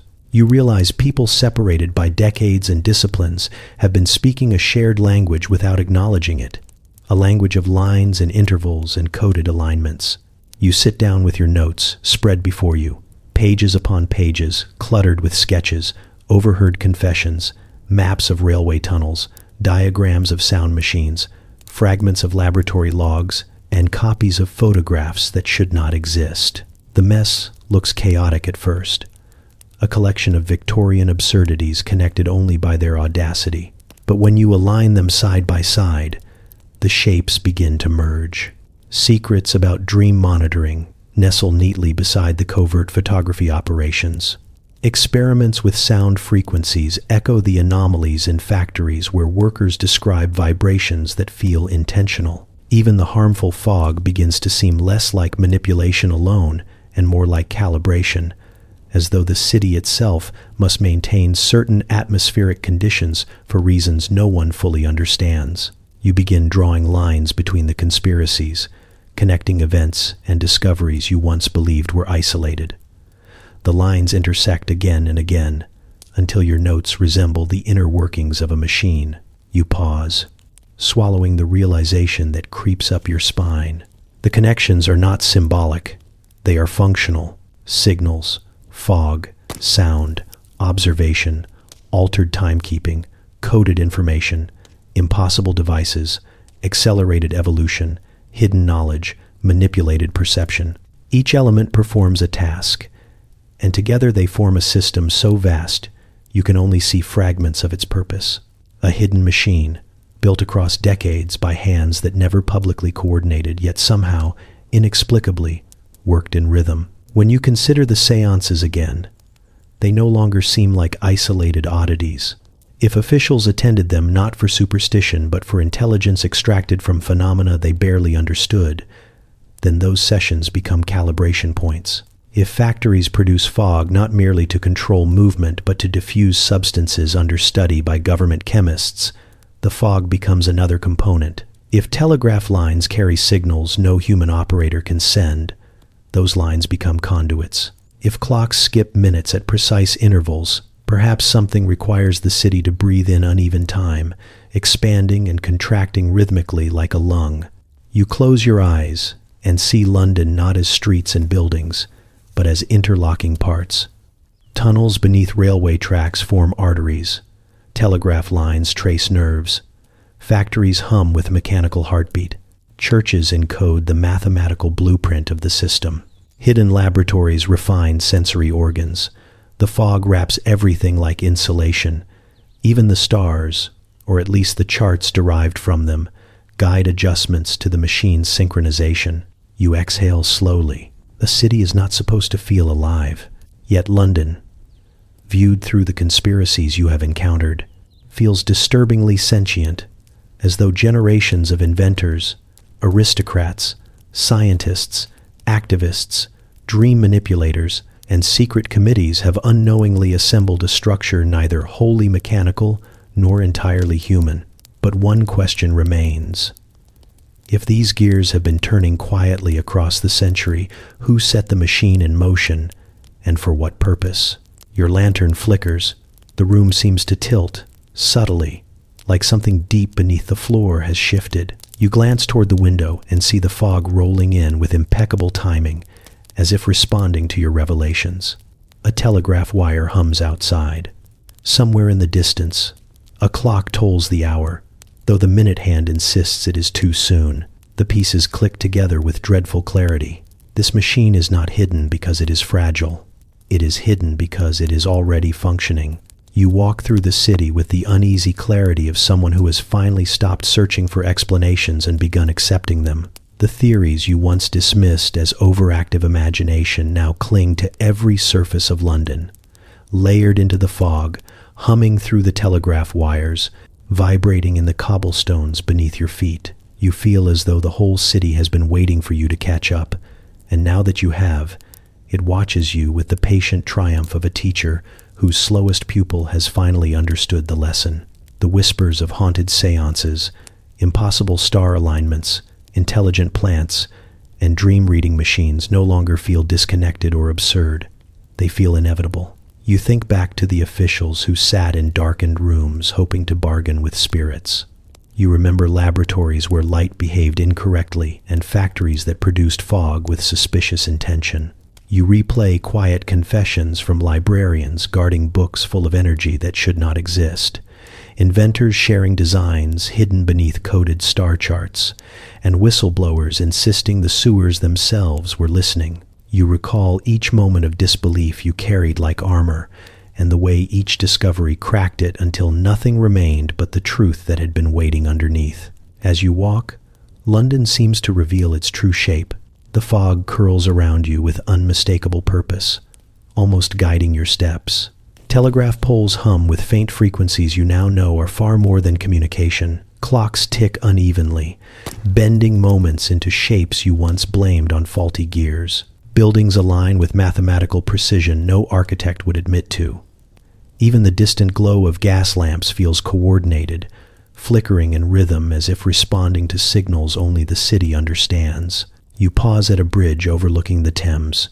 The river flows beneath you with slow confidence, reflecting lights that shimmer like coded messages drifting across the surface. You think of the aristocrats who faked their deaths to protect rivalries, experiments, and discoveries that would have sounded delusional if not for the proof now scattered across your notes.